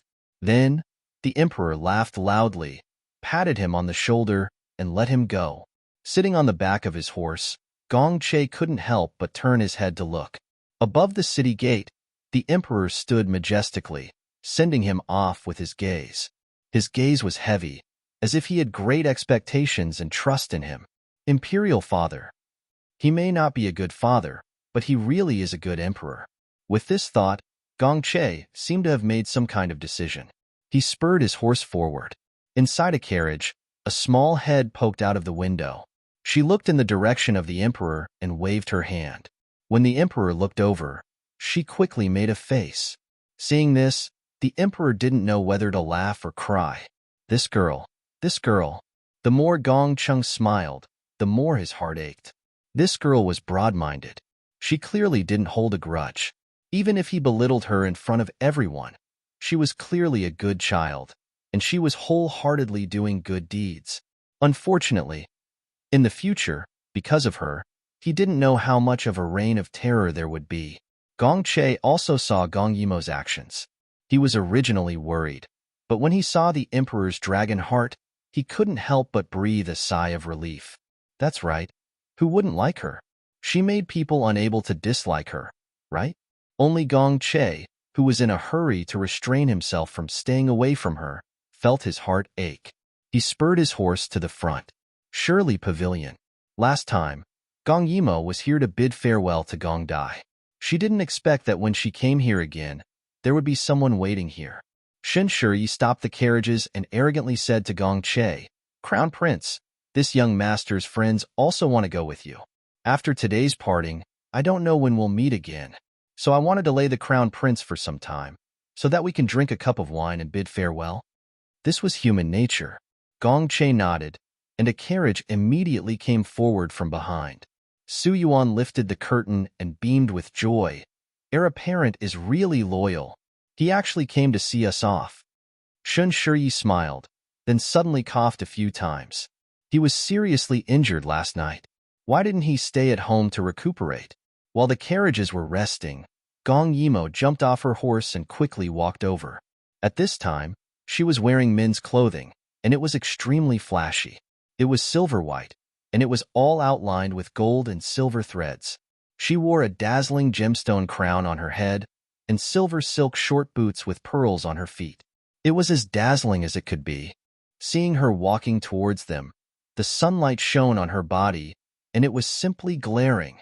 Shun Shiyi covered his eyes in discomfort. "Hey, are you wearing all your belongings on your body?" Gong Yimo looked at herself. Everywhere was shiny.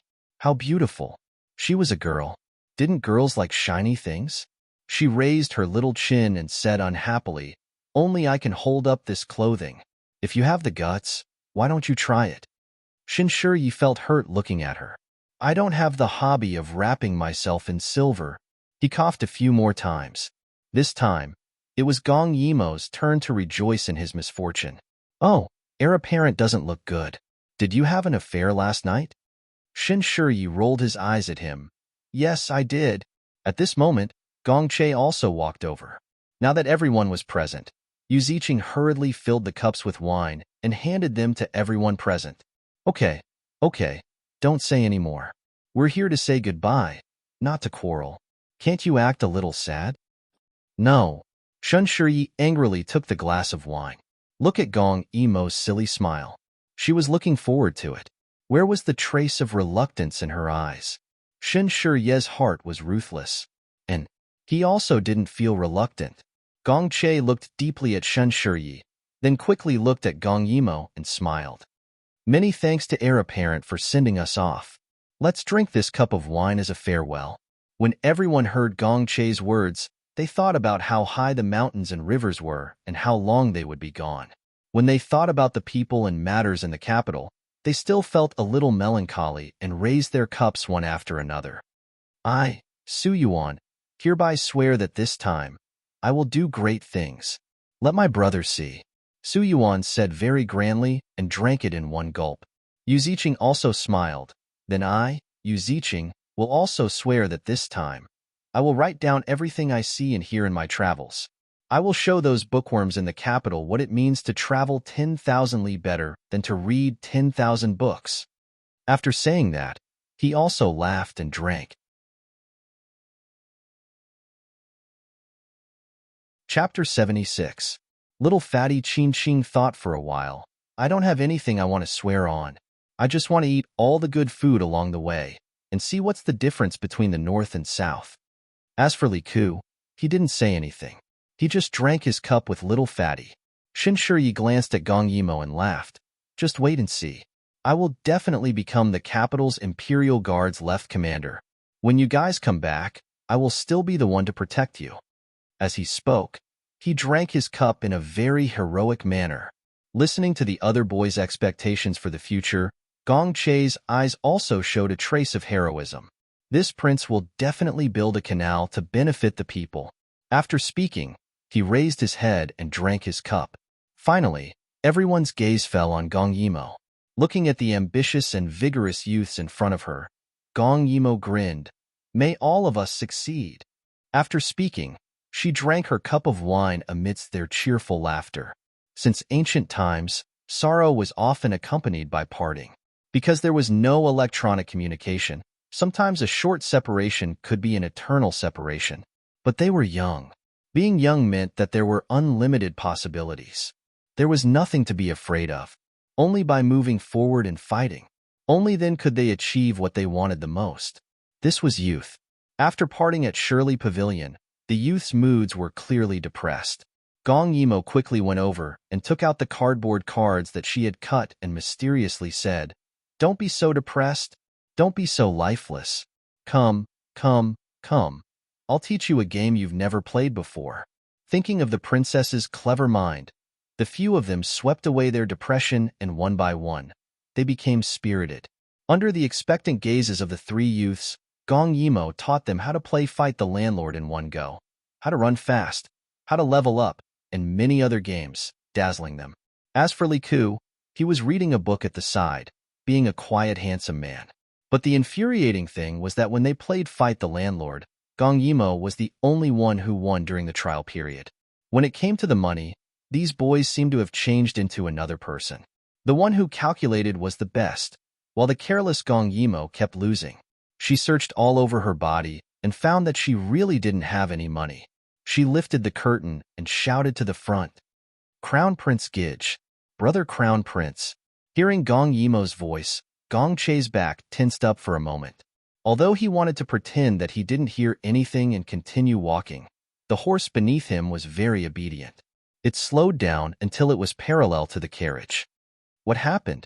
His tone and expression were still very gentle. Gong Yimo did not notice any difference in his voice. His little face fell miserably. "Big brother Crown Prince, they ganged up to bully me. I don't have any money on me. Big brother Crown Prince, can you lend me some?" Gong Che's expression didn't change. He directly took a purse from his waist and gave it to her. "If it's not enough, ask me for more." After saying that, he stomped his feet and walked to the front again. Gong Yimo looked at his back and thought it was strange, but she didn't think too much about it. She took the money bag and got into the carriage with a smile. "Rich again. With so much money, I don't believe you can win it." She happily grabbed the tiles, but Su Yuan and Yu Ziqing looked at each other mysteriously. Yu Ziqing said, "Don't you think the Crown Prince is strange?" A3. Gong Yimo took the time to reply. "How is it strange?" She clearly didn't care. Su Yuan nodded seriously. "A9 is very strange. You know, if it was in the past, he would definitely scold us if he saw you hanging out with us and gambling." "Scold them, not Gong Yimo." Is that so?" Gong Yimo's eyes lit up. She hurriedly stopped playing and excitedly gossiped with them. How is it not so? Su Yuan continued to analyze. In the past, the crown prince protected you like you were the apple of his eye. Others couldn't even look at you. Now, it seems like he's letting you do whatever you want. Hearing him say this, Gong Yimo rubbed her chin and asked in surprise, "So, I've fallen out of favor?" Li Ke had been reading in the corner. Seeing that they were getting more and more excited, he couldn't help but sigh. "Princess, don't think this matter is getting out of hand.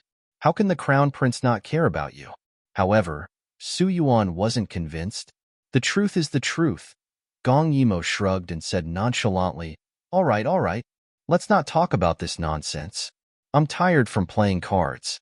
Let's talk about business."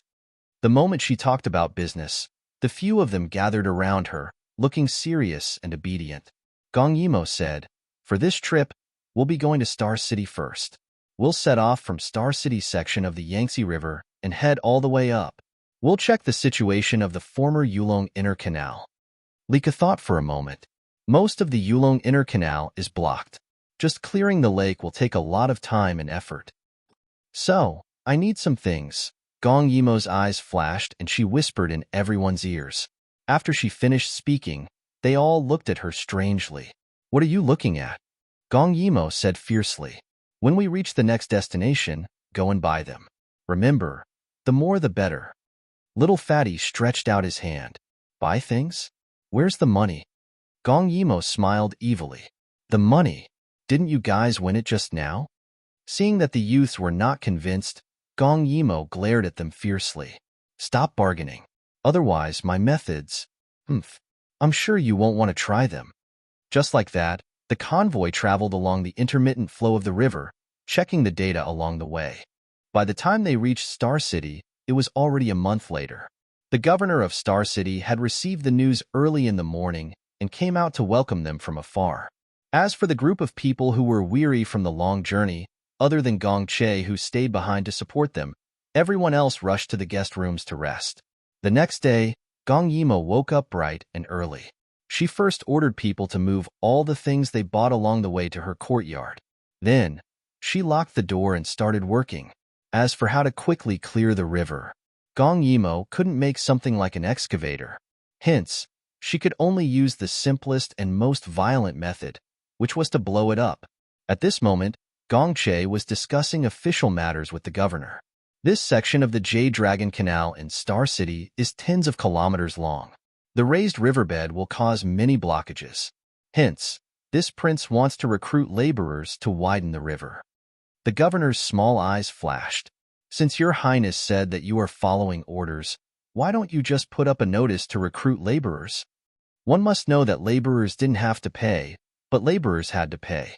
Moreover, laborers had to work for each family. Laborers were different. In his opinion, when it came to widening the river, without hundreds of thousands of laborers, how long would it take to complete the task? Gong Che smiled. "There's no need for so many people. I only want strong and healthy people. Moreover, this prince will pay. Everyone will be paid 20 copper coins for half a day." The governor was shocked. 20 copper coins was already quite a lot. Ordinary people could only earn 10 to 20 copper coins a day, much less half a day.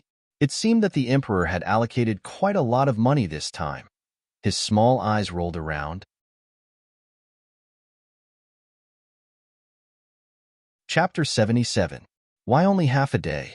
20 copper coins is enough to buy a day's worth of food. Gong Che shook his head. "It's almost time for the busy farming season. We can't let the people's houses be abandoned." The governor thought to himself, what a rich fool. Based on his actions, there would be countless people applying for the position. Although he did not agree, he still had to say, "The crown prince is benevolent. This humble subject thanks you on behalf of the people of Xing City." Gong Che nodded and instructed the governor to bring people to patrol the two shores as soon as possible. He wanted to see the exact situation and report back. The governor agreed to all of his orders. Gong Che then rubbed the space between his brows and walked back. When he passed by Gong Yimo's small courtyard, he stopped for a long time, but in the end, he still could not take that step. If she was his sister, why did he have to see her so often? A trace of pain flashed across Gong Che's eyes as he returned to his own residence. Gong Yimo was very busy. In her previous life, she had already made explosives. Although it almost killed her, at least she had experience. Now that she was careful, she would not be in danger. It was a pity that, in her previous life, she had used those explosives to kill people. Thus, there were countless people who had died directly and indirectly in her hands. It was no wonder that Gong Che said that she had a vicious heart. Casting aside those superfluous thoughts, Gong Yimo began to seriously compare the ingredients. In fact, in this era, the concept of black powder was already present, but it wasn't used much. At most, people used it for alchemy, or as a fire starter, fireworks, and so on. Even if it was used on the battlefield, it would only come in handy during a fire attack. Its lethality wasn't great. However, after being modified by Gong Yimo, these explosives were really worthy of their name. They had terrifying destructive power. After all, the silt and sand in the river had accumulated for many years. If they really relied on manpower to dig, who knew how long it would take? Moreover, if they used explosives to loosen the ground, it would be much easier to dig. Just as she was in full swing, a person quietly walked in and whispered in Gong Yimo's ear. "Princess, there's a letter from the West Province." Gong Yimo's eyes lit up. Gong Dai had finally arrived in the West Province? Why did it take so long? She quickly opened the letter and saw that it was indeed Gong Dai's handwritten letter. After all, he was the child she raised. Gong Yimo did not expect that she would miss him after not seeing him for a while. There was nothing written in the letter. It seemed that Junshi of Gojoseon had kept it a secret very well. He definitely did not know about what had happened to her. Thinking of Gong Dai's worried face, she giggled until her eyes landed on the last two lines. Only then did his expression become somewhat strange. He wanted to control all the shops in the capital? Did something happen in the West Continent? Was he short of money? At this time, Junshi of Gojoseon was also shocked. He looked at Gong Dai, speechless.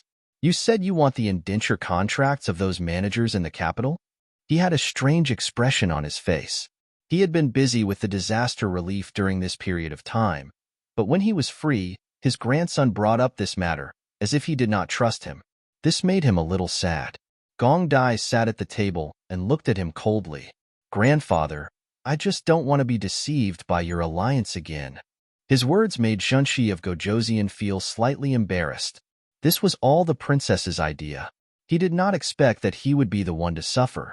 "We were also afraid that it would affect your mood. You should know that returning halfway is a serious crime." "You also know that I want to return halfway." Gong Dai lowered his eyes and smiled. "Then do you know why I didn't leave?" Junshi of Gojoseon looked at him with a pair of tiger-like eyes, seeming somewhat puzzled. Gong Dai's expression was indifferent, but upon closer inspection, he looked somewhat miserable. "I'm so small and useless. Now, I can't even suppress you and royal sister. What can I do if I return?" His words made Junshi of Gojoseon's heart overflow with pity and guilt. He could not help but wonder if his previous actions had hurt this child's self-esteem. Gong Dai laughed self-deprecatingly and looked at him indifferently, but his tone gradually became firm. "So these days, I've been thinking about how to not be manipulated." Junshi of Gojoseon seemed to understand the anger and bitterness in Gong Dai's heart. "You can have it, but you'd better tell the princess." Gong Dai raised his teacup and said indifferently, "I've already told her." Junshi of Gojoseon did not know whether to laugh or cry at his words. He was determined to monopolize power. If he wanted to take it, then so be it. After all, these two children had helped him earn a lot of money these 2 years. As he spoke, he asked his wife to take the box containing the indenture. Gong Dai took the box, and his expression changed for a moment. He could not help but smile. It turned out that only those who had a firm grasp of everything in their hands had the right to speak. He raised his head and said to Junshi of Gojoseon, "Grandpa, don't worry. We'll divide the profits the same way we did in the past. From now on, I'll be in your care."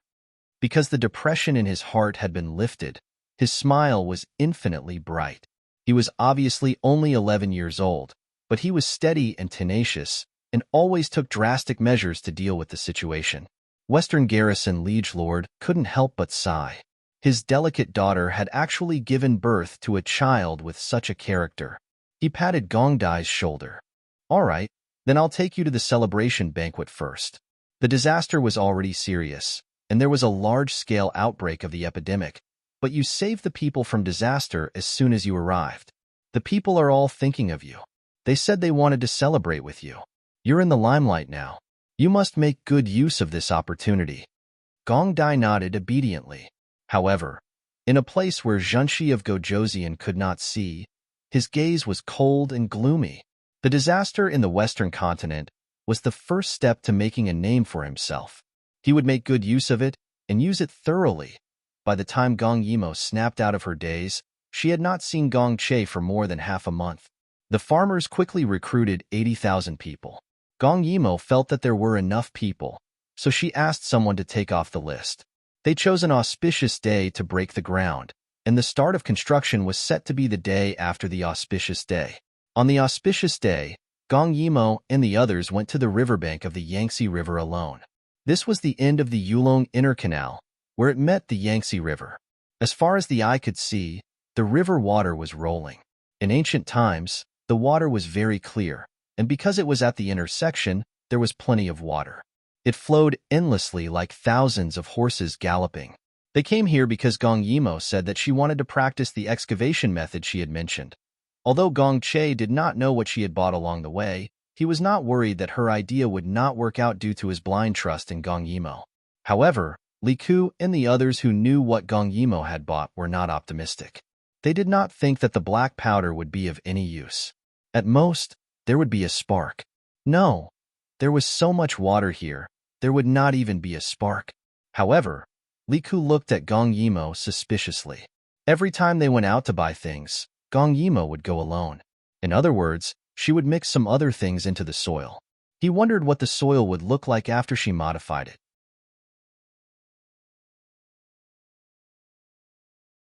Chapter 78. On the other hand, Gong Yimo was brimming with confidence. Her handbag had been placed in her space, and the sandbags in her hands were only for show. In order to make it easier for her to move, she wore her usual white training clothes today. Her hands and feet were tied with black rope, and her hair was tied into a braid that hung behind her head. She looked very fresh and capable. Seeing that Li Ku and the others didn't seem to trust her, she wasn't annoyed. Her slender finger pointed at a small, protruding rock in the Yangtze River. Do you see that rock? How long do you think it would take for people to dig it out? That rock was like a small island in the water, surrounded by the waves of the river. It was very difficult to dig it out. Su Yuan said, "It's so big. Even if 10,000 people wanted to dig it out completely, it would take an entire day. After all, it's in the water, and these obstacles have grown solid. It would be too tiring for people to dig it out." Gong Yimo looked at Gong Che. "Brother Crown Prince, what do you think?" Gong Che seemed to be in a daze. When he heard her voice, he casually replied, "This prince thinks that Su Yuan is right." Gong Yimo couldn't help but pout. She finally realized that there was something wrong with the crown prince. What exactly was wrong? Why did he suddenly become so strange? At this moment, the 6 of them were standing by the river. The wind was biting cold, and their clothes were flapping. Sensing that Gong Yimo was looking at him, Gong Che couldn't help but turn his face away and look at the lake. His action made Gong Yimo a little sad. She had done so many things for him. Even if something had happened, he shouldn't be ignoring her. Gong Yimo pouted. "Humph, with my method, it'll only take a moment to flatten it." Yu Ziqing laughed. "No way. Just based on those things that make fireworks?"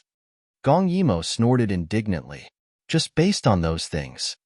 The few of them shook their heads one after another. Their faces were full of indulgence. Since the princess wanted to play, they would support her. Otherwise, the little girl would not be able to get off the stage. How boring would that be? Gong Yimo looked at the 4 annoying people and shook their heads.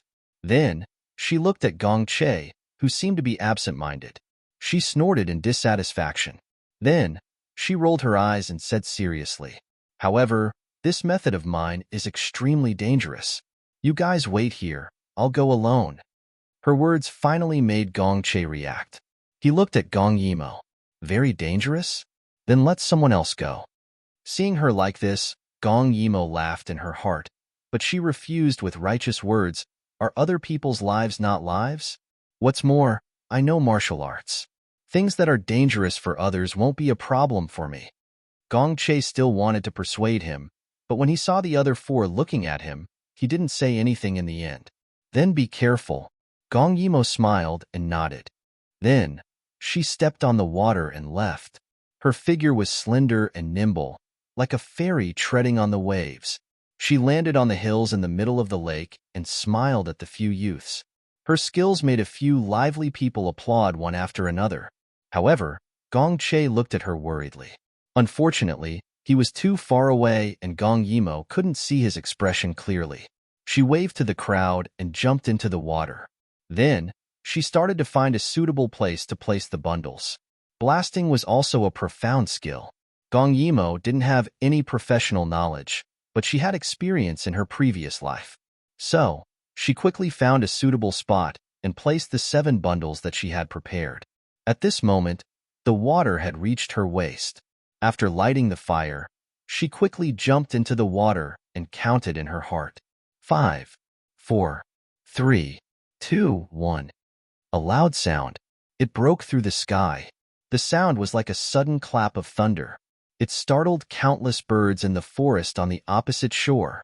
The people in the distant village also looked up at the sky. Was that sound just now thunder?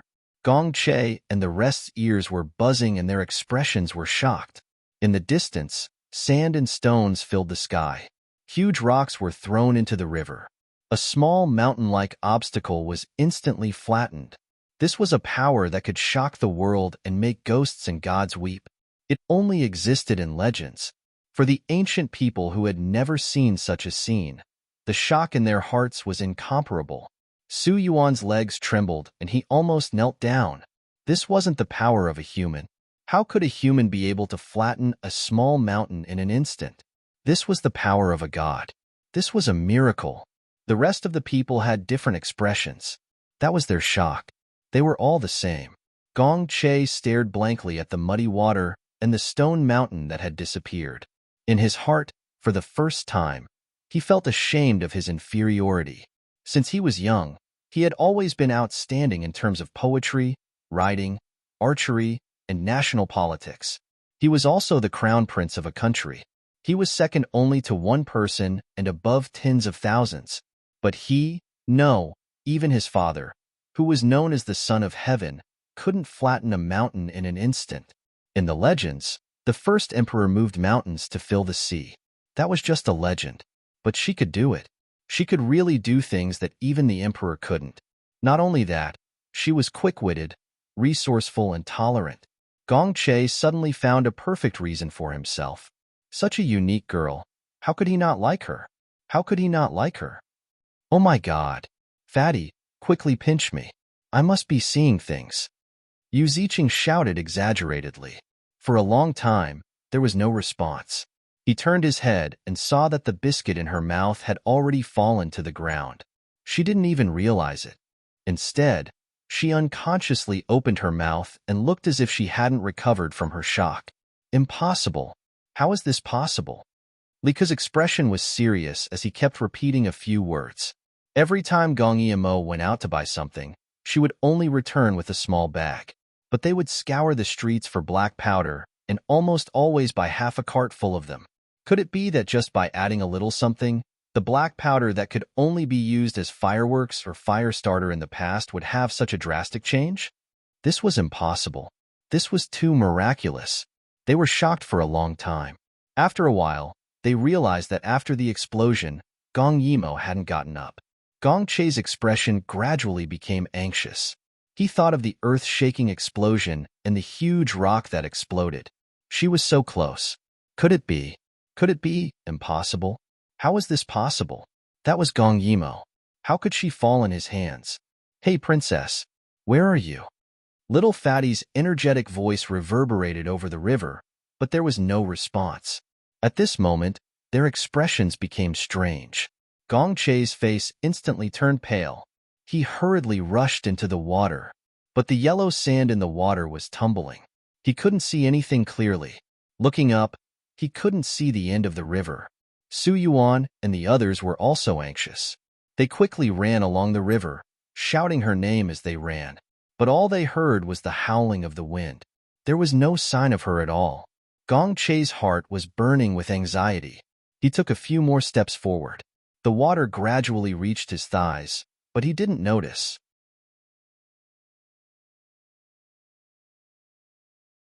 Chapter 79. Was she knocked out by the impact of the explosion? Or was she injured by the flying boulder? Or was she not able to escape in time during the explosion and was smashed into pieces?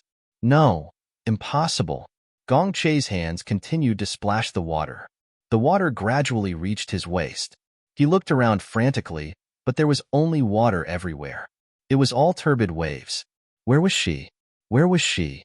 Princess, where are you? The shouts from the shore reached Gong Chei's ears. They were filled with panic. Gong Chei looked at the water surface.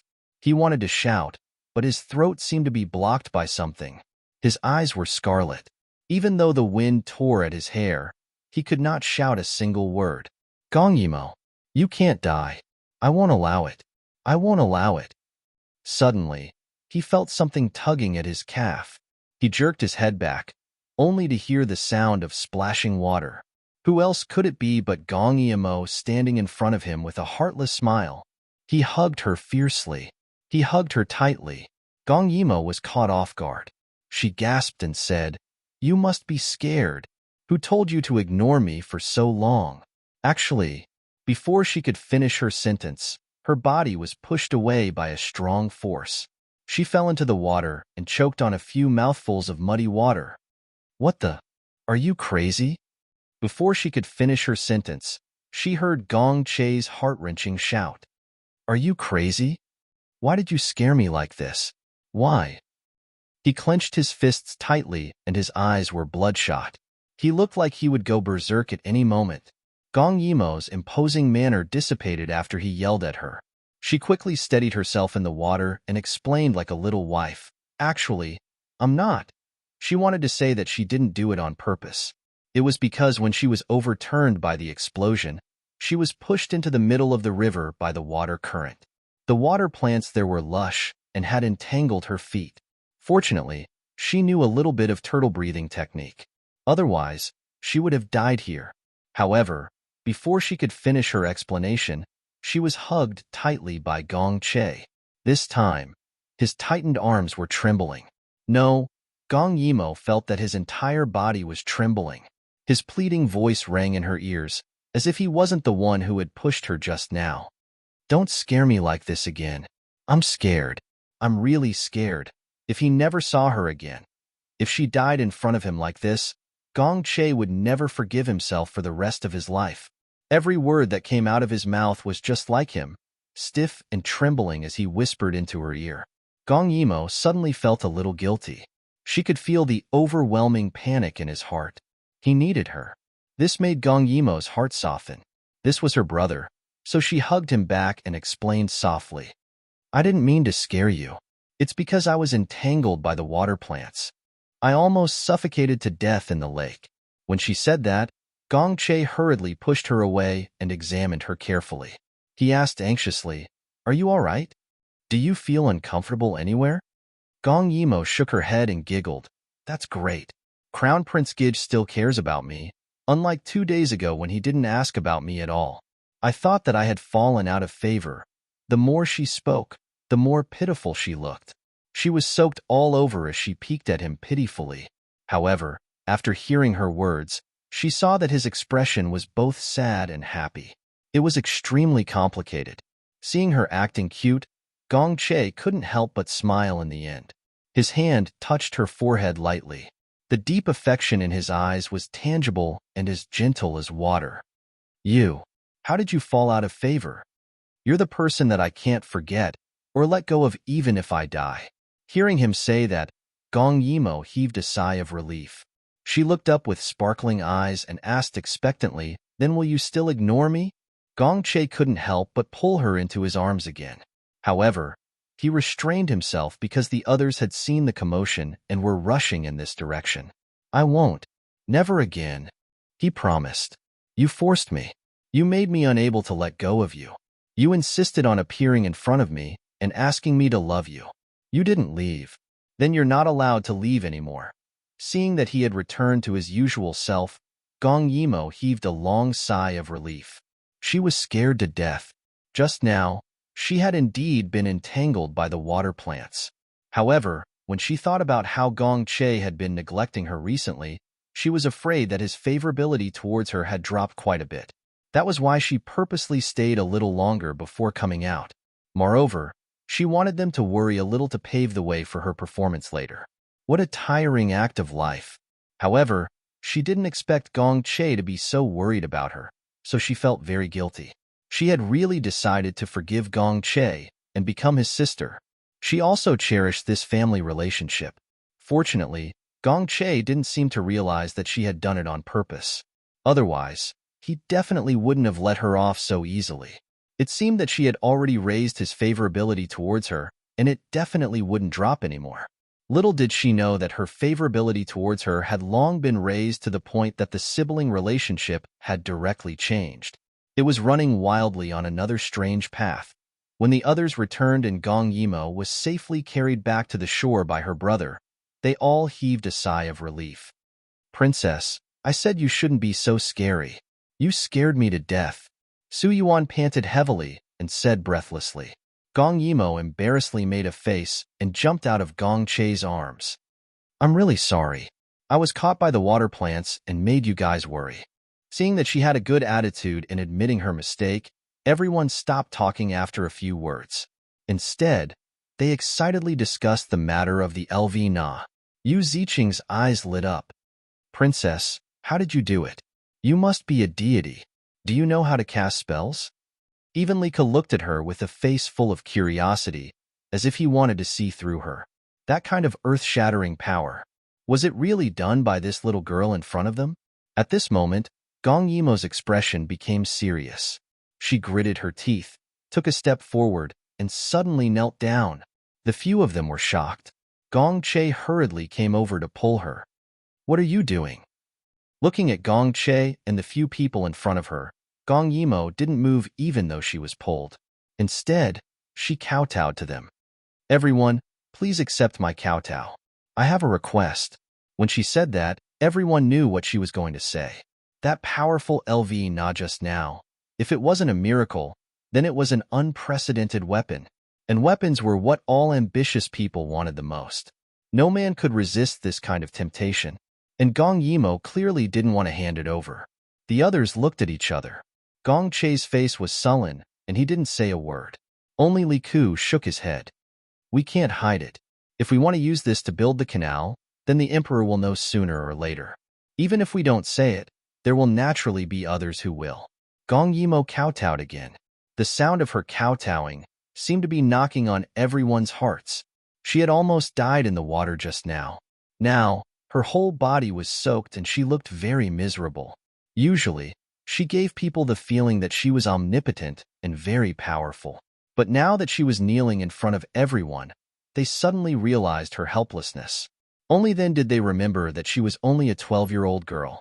Ordinary girls were still unmarried, but she was already able to help the people of the world. But this didn't change her weak nature.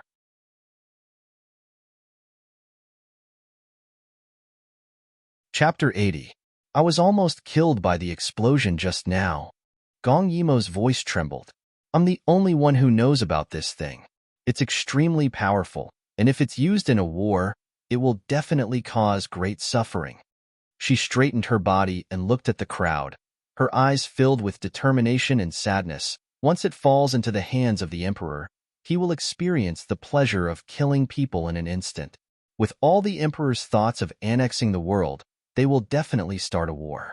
It's fine if it's used to bomb others, but the composition of this thing is not complicated. What if someone else develops it and bombs them? What if it's used in the struggle for power among the princes? Think about its power.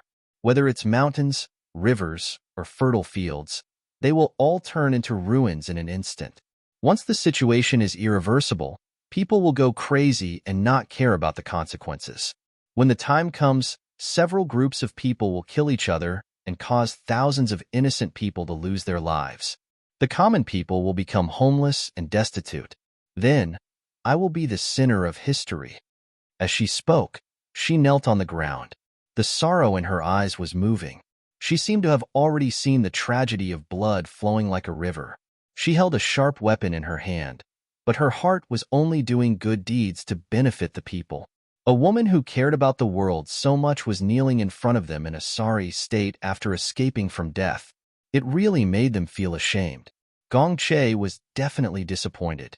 As the crown prince, he definitely hoped that such a weapon could be used by his country. However, every word of Gong Yimo's words struck his heart. He couldn't bear to see the country destroyed, and he didn't want to do anything against her wishes. Therefore, he would rather not see this thing. In her previous life, it was because she didn't control the situation while that war broke out everywhere and caused great suffering. Gong Yimo originally invented the bomb for mining. However, because the bomb's composition was leaked, it fell into the hands of the emperor. Coincidentally, Liu Yi came to invade, and the emperor easily won the war with the bomb. However, the good times did not last long. Gong Chung, who had tasted the sweetness of success, was not satisfied with the status quo. He wanted to continue north. However, a fire broke out in his backyard, and the princes began to riot. In just a few years, rockets, artillery, and thunder sprung up like bamboo shoots after the rain. The Dayu state completely collapsed. The four princes with real power each occupied their own territories and fought fiercely. Due to the loss of control, Gong Yimo and Gong Che had to guard the imperial city. They had no choice but to use violence to curb violence. A 5-year civil war broke out. Gong Che guarded the imperial court, while she waved her saber, causing rivers of blood to flow. She had become a veritable executioner. That was why she didn't want to recall her past life. That was why she could forgive Gong Che and Gong Dai so easily. This was because she subconsciously believed that she deserved to be tortured and killed. After all, those who were affected by the war could be said to have died in her hands. She had committed a grave sin. The greatest power of a superior was not to punish, but to forgive. That was why in this life, she could only forgive everyone before forgiving herself. In the end, she succeeded. It took her 5 years to clean up the mess caused by the bomb. Other countries took the opportunity to invade, and the Dayu state pursued them. They used weapons that were ahead of their time to annex the 3 countries and unify the Central Plains. However, at that time, the country was full of corpses, who knew how many years it would take to recover. She became the empress as she wished. She was already in her 30s, and her best years were spent killing people. It was no wonder that others took advantage of her weakness. However, she also hated it. She did invent the bomb, but was all of this really her fault? Her original intention was to do a good deed. If it weren't for those men's ambitions and the uncontrollable civil war, the situation wouldn't have gotten so out of hand. And all of these riots were suppressed by her bit by bit. She spent 10 years pacifying this great war in the Central Plains, but not a single person thought of her good. It was all because she was the one who brought the bad karma to this world. After the war stopped, she gave up her power because she was tired of it. Gong Dai and Gong Che directly took over her power, which led to the tragedy that happened later. However, this time, she wouldn't make the same mistake again. She believed that she had the ability to protect this thing. Even if there were people who were jealous, it wouldn't be easy for them to improve the bomb to her current level. The use of an item depended on the person who used it.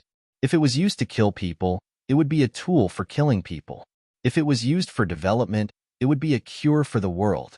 In her previous life, the bomb had brought tragedy to the people. However, in this life, she wanted to use it to benefit the world. Therefore, she said, "This thing in my hand can not only be used to build canals, it can also be used to open mines and build roads. There are countless uses for it. It can not only be used to kill people. There will be a day when the morals and development of the people reach the standard, and this thing will naturally appear. Now that it has been taken away, it can only be used to kill people. Do you want to see that kind of scene?" With a shout, her sharp eyes swept across the crowd. "Answer my question." The son of the Minister of Revenue, Li Ku. The son of Duke Yong, Qin Qing. the grandson of the Minister of Justice, Yu Ziqing, and the grandson of Marquis Yongqing, Su Yuan. Will you report this matter back to your families? She called out their names one by one, and every time she mentioned a person, that person would tremble. They were all of noble status, but they felt an unprecedented fear towards Gong Yimo. This kind of feeling was something they didn't even feel when facing the emperor. They never thought that they would be afraid of a person. After all, they were little overlords who could call the wind and summon the rain in the capital. However, at this moment, when they were called out by her cold tone, their hearts subconsciously shrank, and they also felt a sense of guilt. Once this thing was known by the world, the pressure that Gong Yimo would face could be imagined. But even so, for the sake of building canals, she still took out this thing and was prepared to bear all the consequences. She was that confident, that kind of courageous, and wholeheartedly wanted to do good, to turn a killing weapon into a sharp tool for development. A woman was able to bend and stretch to this extent for the sake of the world. If they really did expose this secret, what kind of brotherhood would they have left? Su Yuan was the first to agree. Princess, don't worry. Even if the emperor finds out, it definitely won't be me, Su Yuan, who exposed this secret. The little fatty felt a little heartache. We all agree. Princess, quickly get up. You just walked in the water. Gong Yimo's heart softened, but she still didn't move. She only raised her head to look at Gong Che. Gong Che helplessly and dotingly helped her up. As long as it is what you say, Crown Prince Gij, I will support it. This was considered an agreement. Gong Yimo once again revealed a smile. Everyone, don't worry. I will think of a way to conceal this along the way. With this treasure, we can expect to open the canals in 2 years. At that time, if the emperor is angry because of this, the law can't punish the masses. I will do my best to protect all of you, and this treasure will also be my bargaining chip. She said it in such high spirits, as if she would bear the consequences herself. She was clearly younger than them, but she was so responsible. They couldn't help but dotingly look at the little girl. If such a day really came, they would definitely bear the consequences together. Otherwise, how could they be considered friends?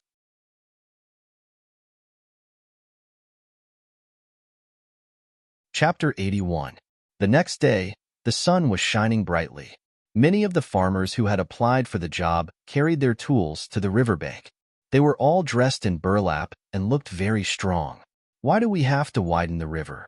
It's not like we don't have enough water in Star City, a man complained. If it weren't for the money and the fact that the farming season was about to start, he would have stayed at home to rest.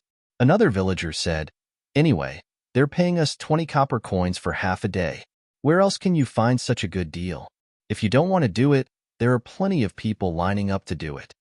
They chatted in 2s and 3s, and soon, a large group of people had gathered by the riverbank. They all walked towards the Vajra Bay, which was the first blockage downstream of the Yulong Inner Canal. When they passed by the place Gong Yimo blew up yesterday, someone exclaimed, Huh?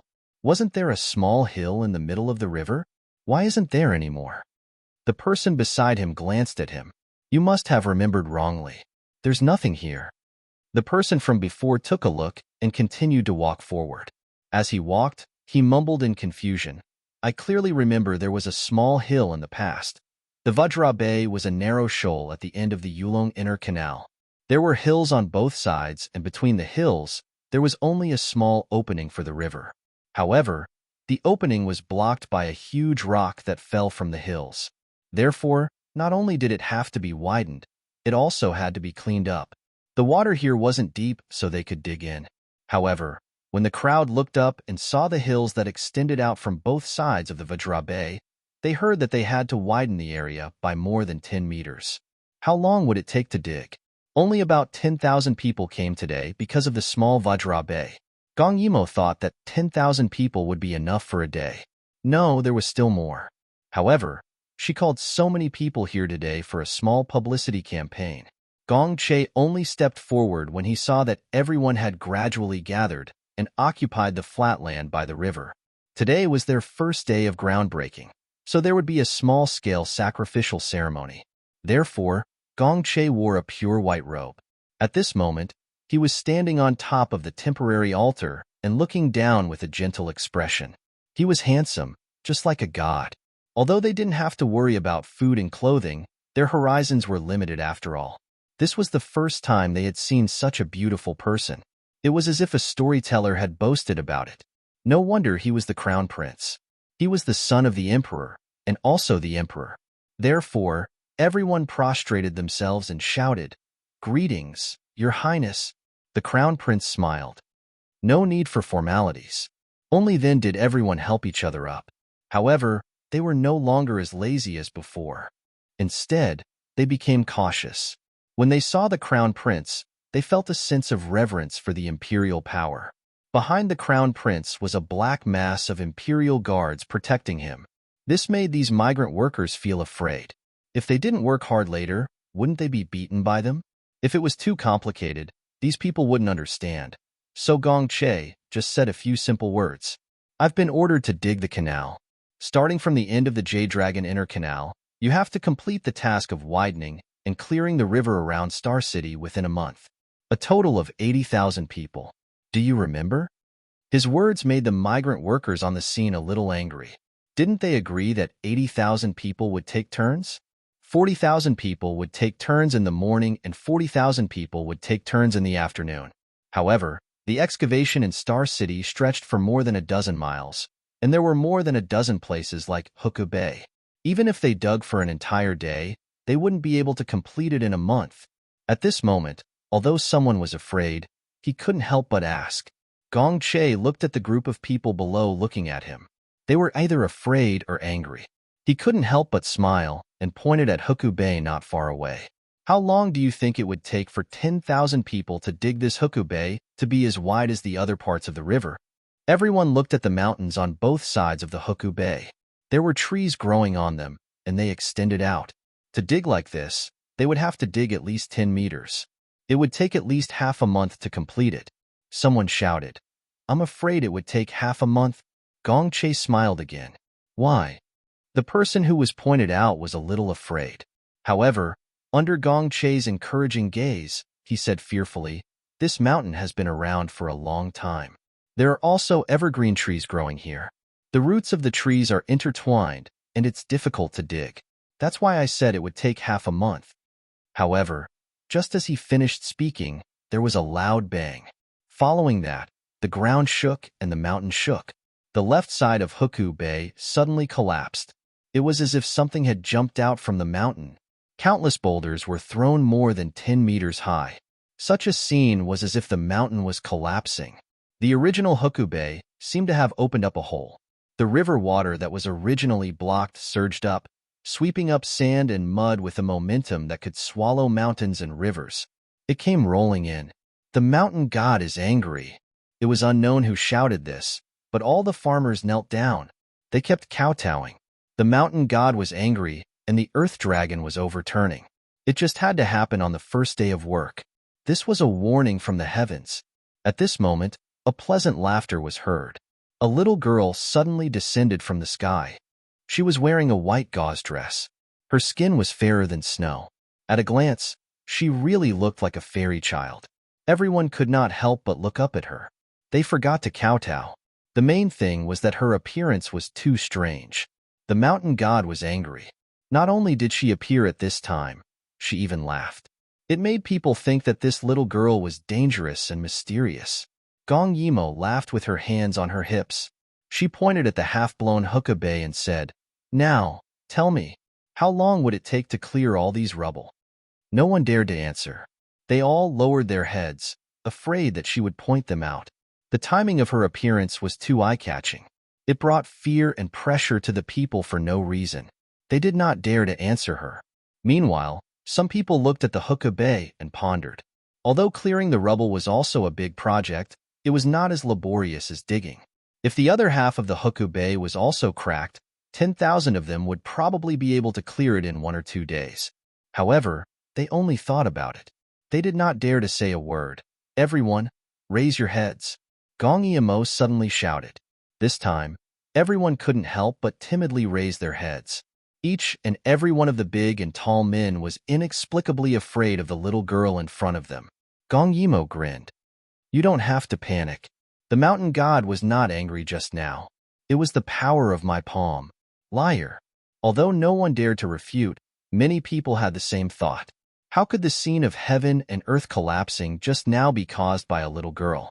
Seeing that they did not believe her, Gong Yimo was not angry. She only raised her eyebrows calmly.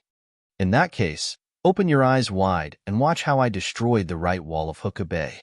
Don't blink.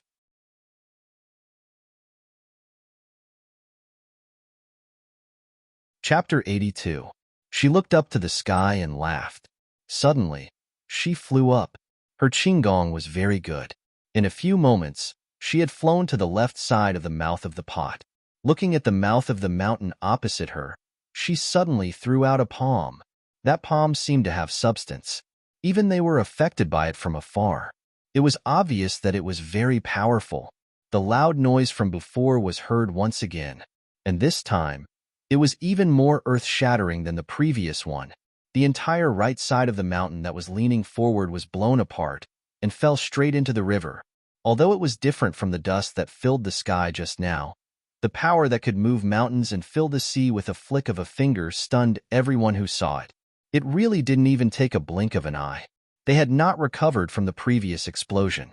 Witnessing this scene again with their own eyes, everyone's hearts trembled. They almost wanted to bow down and worship her. Impossible. How could there be such a powerful person in this world? Those who were more knowledgeable had heard that if one's martial arts reached a certain level, one could hit a cow across a mountain. However, they had never heard of anyone who could break a mountain with one palm. This was definitely not a mortal, but a deity. Everyone involuntarily kowtowed in the direction of Gong Yimo. Their expressions were extremely pious. For things that they had never seen or could not explain, they easily blamed it on the deities. And all of this was within Gong Yimo's expectations. She looked up to the sky and laughed 3 times. Her voice contained internal energy and spread far and wide. Then, with a light tap of her toes, she once again flew to the ground and landed directly on the simple altar. Gong Che looked at her with a smile, while Gong Yimo's face was filled with arrogance. She raised her arm and shouted, "I am the personal disciple of the 13th generation sect leader of Mount Yunding. My strength has reached perfection. I can shake mountains and break rivers. Today, I am under the mandate of the heavens to help the Crown Prince build the canal. Once the canal is built, Daiyu State will no longer have drought and floods. Every place will have a bountiful harvest, and it will be prosperous every year. For such a grand undertaking, all of you will be meritorious. So, are you willing to help me?" Her voice was transmitted with internal energy. Every word seemed to knock on the tip of people's hearts. It made people unable to think of resisting. Moreover, such a legendary immortal was helping the Crown Prince to build the canal. It was obvious that he was under the command of the heavens. Besides, the construction of the canal was also done to prevent natural disasters. Their star city also offered flood control. How could they not be willing to do such a good thing for the country and the people? Blood rushed to their heads as they shouted in unison, "I am willing to serve the Crown Prince." Gong Che couldn't help but laugh. Very good. Next, he turned to face the sky. Su Yuan hurriedly served 3 cups of wine that he had prepared. Gong Che raised 1 cup to toast the heavens, another to toast the earth, and finally, he raised the last cup from afar and shouted, "I have been ordered by the emperor to build the canal. Today is a good day to move the earth. I pray here." He only hoped that there would be no more natural disasters in Daiyu State. Report to the higher authorities. The heavenly opening Grand Canal will be opened today. After saying that, he downed the cup in 1 gulp. Behind him, the tens of thousands of people cheered loudly. The sacrificial ceremony had been completed. The construction of the Grand Canal was in full swing. During this period, many people heard that there was a strange person by the Crown Prince's side who could move mountains and fill seas with a wave of his hand. For a time, it became a legend, and everyone wanted to see for themselves. Not only that, this person was quick-witted and made many practical suggestions. It was because of this person that the construction of the canal progressed at a rapid pace. Some people even calculated that if they didn't care about the cost, the Grand Canal's main road to Tianting would be completed in less than 3 years. As a result, Many people were anxious. Letters from the capital were sent to Star City like snowflakes. Su Yuan and the others held the letter in a dilemma. Gong Yimou, on the other hand, didn't look at it again after reading the first letter. Big Yu had so many people. As long as they had sufficient financial resources, and with her help, 3 years? Building a main road? She felt that it was too long. Gong Yimou crumpled the letter into a ball and looked at the farmers working in full swing outside. Her eyes narrowed slightly. Under Gong Yimou's advocacy, the farmers who applied for the job this time were treated very well. They were different from the previous officials who didn't treat people as humans when they were building the palace and paving the road. Therefore, Gong Yimou's actions received the gratitude of many people. Most of the ancient people were simple and honest. When they decided to do something, they would do their best to do it. They weren't like the people in the capital who liked to play tricks and trip people up when they saw a little benefit. Not thinking about those troublesome people, Gong Yimou was more concerned about how to reduce the workload of the workers. They were currently cleaning the first section of the Yulong Inner Canal, north of the Yangtze River. The riverbed here was too high, and the water wasn't deep. The flow was also very slow. However, the cleaning process was very laborious. Most of the tools now were made of wood. The most difficult thing to do was to clean up the silt and sand in the river. They could only use the most primitive method, which was to dig and transport. Although the water was shallow and only as high as a person's calf, this method of digging in the water was too laborious. Countless ideas appeared in Gong Yimou's mind, but she rejected them all in the end. If only there was no water. This idea made Gong Yimou's eyes light up. She immediately gathered the geomasters, sailors, and craftsmen who were accompanying her. She also called the others to discuss her idea. The group of people went under a simple pergola. There was only a table without chairs. On the table was a model of the road that Gong Yimou had made using mud. Everyone gathered around the table. They didn't know what idea this young lady, who was rumored to be a god, had come up with. Does anyone have any ideas about cleaning up the inner canal? Feel free to suggest anything. Gong Yimou smiled. Perhaps they had better suggestions? However, everyone only shook their heads. Only the craftsman stroked his beard and said, "We've already made the ox plow and nail rake that Miss mentioned previously. We've also made some other labor-saving tools based on Mrs. Wheel and Axle method. Perhaps they'll be useful. Miss, you can go take a look later." Gong Yimou nodded. The ancients were very smart. Perhaps it was due to the limited materials, but they knew how to make the best use of things. After diligent research, they also knew how to draw inferences from one example. Let's not talk about the tools first. I have an idea now. Let's see if everyone agrees. Gong Che nodded, indicating that there was no harm in her speaking. Gong Yimou smiled and pointed at their current position. The Yulong Grand Canal's riverbed is too high, so it's heavily congested. The water in the river only flows slowly along the slope. However, it's too troublesome to work in the water because of the height of a person's leg. Then what do you mean? Li Ku was very curious. What kind of fantastic idea did this princess have again? Gong Yimou smiled proudly. She took out a brush, dipped it in ink, and drew dotted lines on a map that extended all the way to the capital. Her eyes lit up slightly as she pointed at the dotted lines and said, "Now, we can split into several sections to repair the canal. We'll repair small sections at a time. When the excavation or cleaning is almost done, we'll open up the connecting sections. What do you all think?"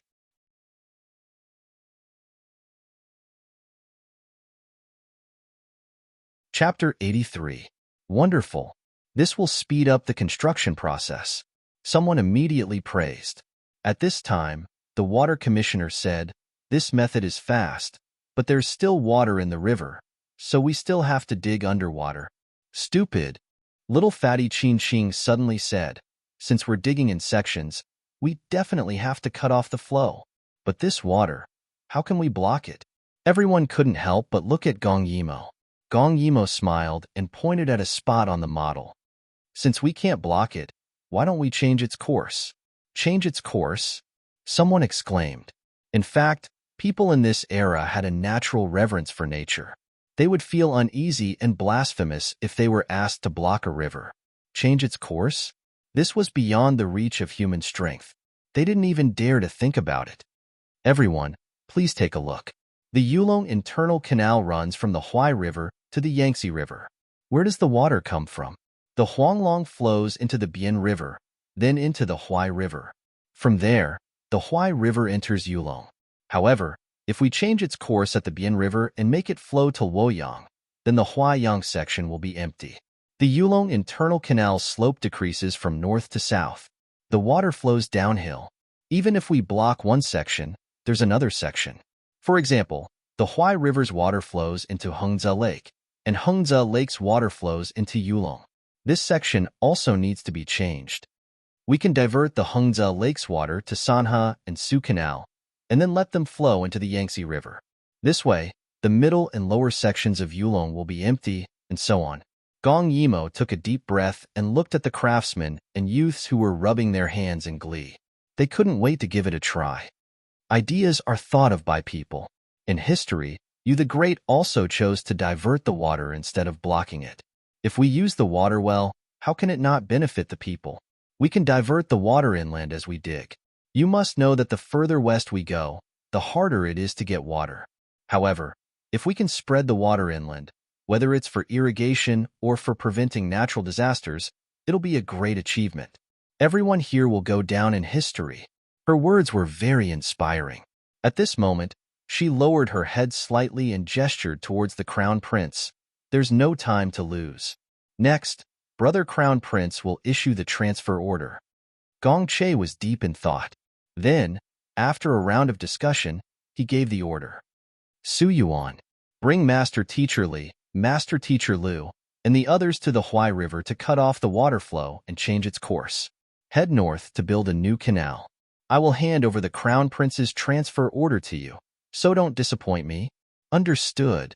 Su Yuan's expression turned solemn. He replied loudly. The forces behind Su Yuan and Yu Ziqing were neutral, while Qin Qing belonged to the Democratic Party. Only Li Ke's identity was somewhat awkward, but it didn't matter, because the Crown Prince also had many trusted aides who would supervise them.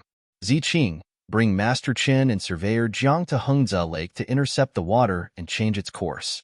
Starting from Hengze Lake, you will clean up the river in sections to the south. When this section is complete, you will patrol the embankment from the south to the north, until we meet up with them.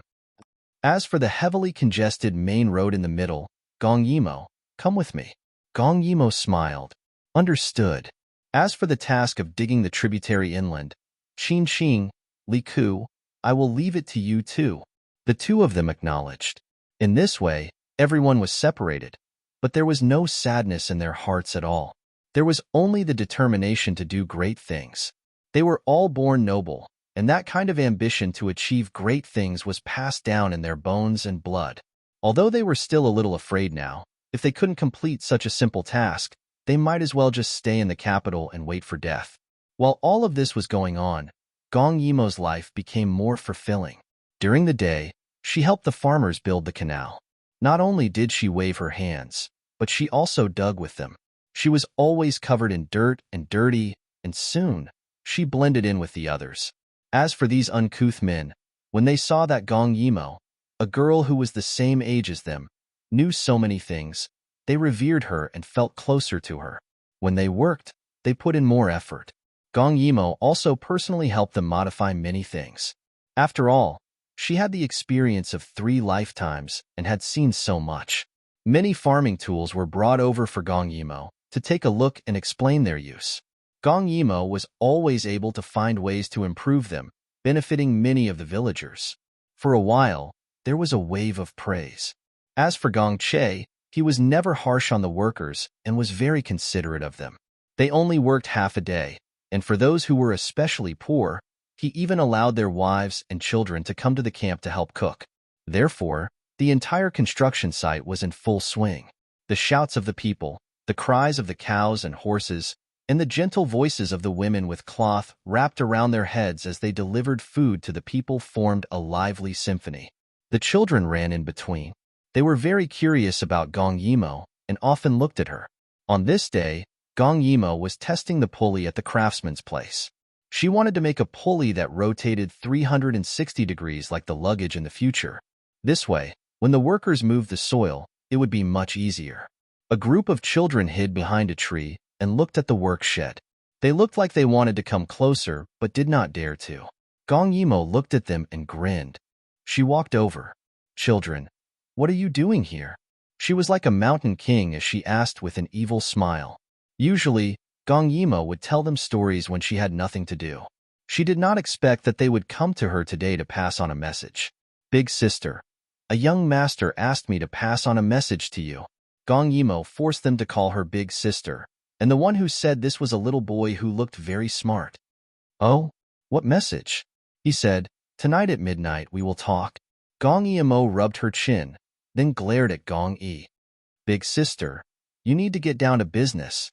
This matter is not allowed to be leaked. Do you understand?" The few children nodded. Gong Yimo smiled and took out a bunch of candies to send them away.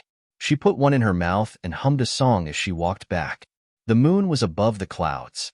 A man stood alone on a high ground, overlooking the entire construction site. At this time, there were no workers at the site. There was only a patrol team that walked by from time to time and a circle of torches shining on the potholed wetland. "How is it? Are you surprised?" Gong Yimo had unknowingly stood behind him. Kim Yoon looked at her in surprise. "How did you know I would be here?" Gong Yimo stood beside him and looked down at the site, because this is the only place where you can see the entire site. She could not help but look down and exclaimed, "Sometimes, we think that the changes of nature are very magical. But now, I feel that it is also a very shocking thing to see people change nature bit by bit." The meaning in her words made Kim Yoon ponder deeply. Suddenly, he thought of something and winked at her. "Then why don't you guess why I came to look for you?" Gong Yimo smiled. "Now that we are digging in full swing, you are also doing it in secret. This smuggling, other than having water. You also need boats, right?" Kim Yoon sighed and shook his head. "Fortunately, you are not a man. Otherwise," Gong Yimo raised her eyebrows and smiled. "Otherwise, you will give yourself to me?"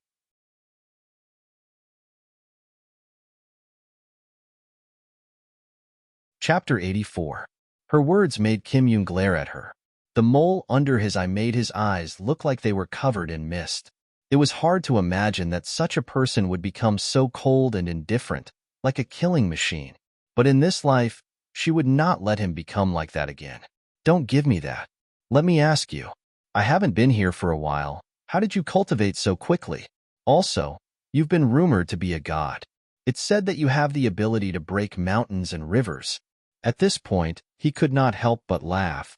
"With your small body? You'd better save your breath if you want to dig out my secrets." In the beginning, Gong Yimo had shown off a few times in a high-profile manner to intimidate the people. The next time Gong Yimo used her underwear was at night. So she changed the topic. "Back to the topic. What do you think about ships?" Kim Yoon said, "I have a few ships in my hands, but if I want to make it big, it's far from enough. So this time, I've taken over a small shipyard by Hungzhe Lake. I think it will be useful." He was really thoughtful. Of all places, it had to be Hungzhe Lake. Gong Yimo shook her head. "Those ships, I've seen them before. They're exquisite and beautiful. The joints are comparable to works of art. But these ships are not the ships I want." Kim Yoon raised his eyebrows slightly. "Dayu states shipbuilding technology is the best in the 4 countries. Then what about the world? Are those countries that live on the islands really the best?" Realizing that she had strayed off topic, Gong Yimo laughed. "What I'm not satisfied with is that they're building too slowly. A large ship and a medium-sized shipyard still need 3 months. When my canal opens, I wonder how many ships they'll have built." This problem was not something that an investor like Kim Yoon could come up with a solution. He handed something to Gong Yimo. Gong Yimo took it and looked at it. It was the shipyard's contract. Jin Yoon smiled and said, "Thinking about it, I can't take advantage of you for nothing. Just take this factory contract as a sign of my sincerity in cooperating with you." His smile was extremely moving. He was already 17 years old and had yet to fully mature. However, if nothing unexpected happened, he would definitely be devastatingly beautiful in the future. Gong Yimo accepted it with a smile. "You didn't come here today just for this, did you?" "Of course not." Kim Yoon raised his eyebrows proudly. I know you care a lot about that kid in the Western continent. I have some news here. Do you want to know? Gong Yimo's expression suddenly turned serious. Tell me about it. At this time, Kim Yoon also put away his charming smile, and his expression became more serious. This is just my guess. In Yuheng, there are treacherous officials in power. The emperor is also old and has become more and more muddle-headed recently. Some time ago, Lu Yi secretly came to visit. I'm guessing that their purpose in coming here is not simple. Thinking of the Western continent that bordered Lu Yi, Gong Yimo pondered for a moment. Suddenly, she smiled. There's no hurry. Even if there is a war, it will be a matter of 1 or 2 years later. At this time, it was very troublesome for people to go to war. The preparations before the war took a long time. By that time, she would have already called Gongdai over to clean up the Grand Canal. As for who to send to war, what did it have to do with her? Gong Yimo's words made Kim Yoon sigh slightly. He was definitely not worried about Gongdai.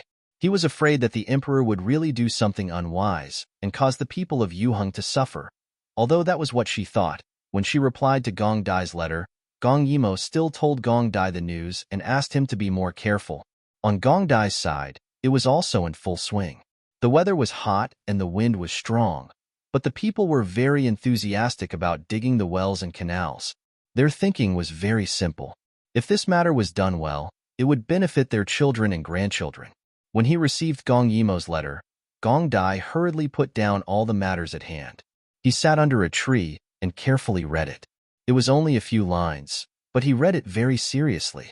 He seemed to be able to imagine Gong Yimo's appearance when she was writing and biting the tip of her pen because she didn't know what to write.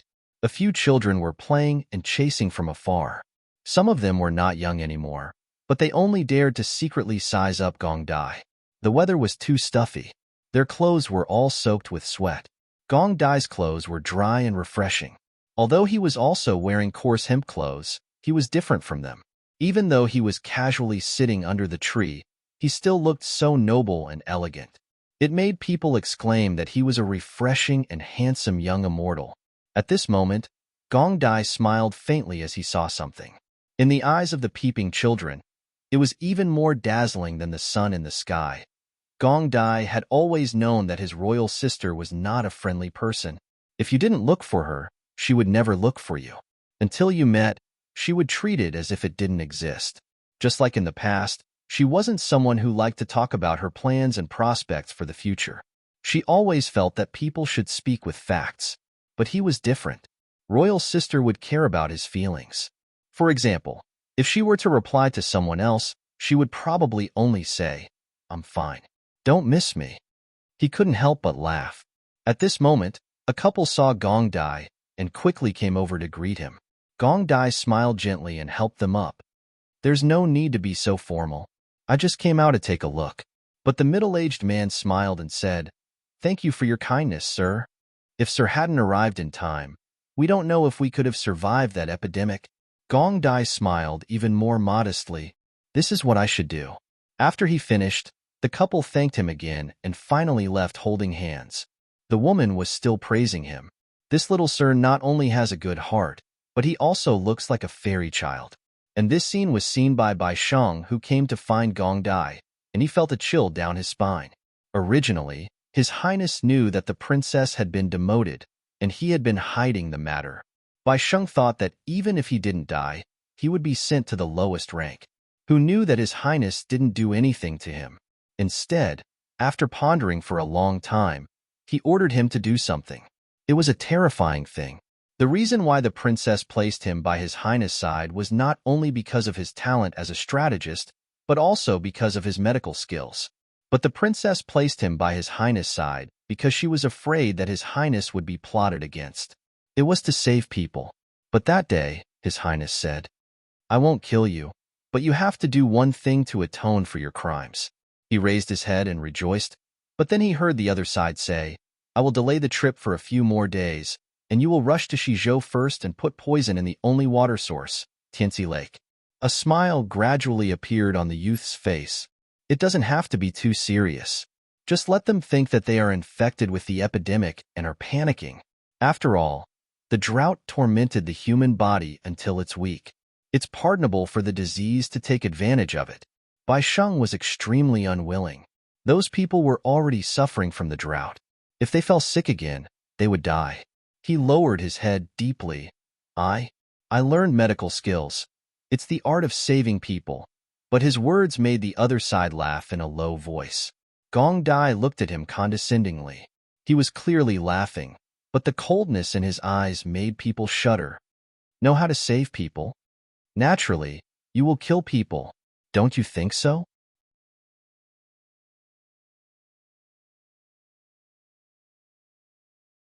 Chapter 85. In the end, Bai Sheng had no choice but to do as he was told. He arrived at Shizhou first and saw that the people there were indeed suffering because of the lack of water. He couldn't bear it, but he had to poison the water. He used the lightest amount, making people feel dizzy, weak, vomiting, and fainting after drinking the water. It shouldn't kill people, but even so, these people suffered a lot.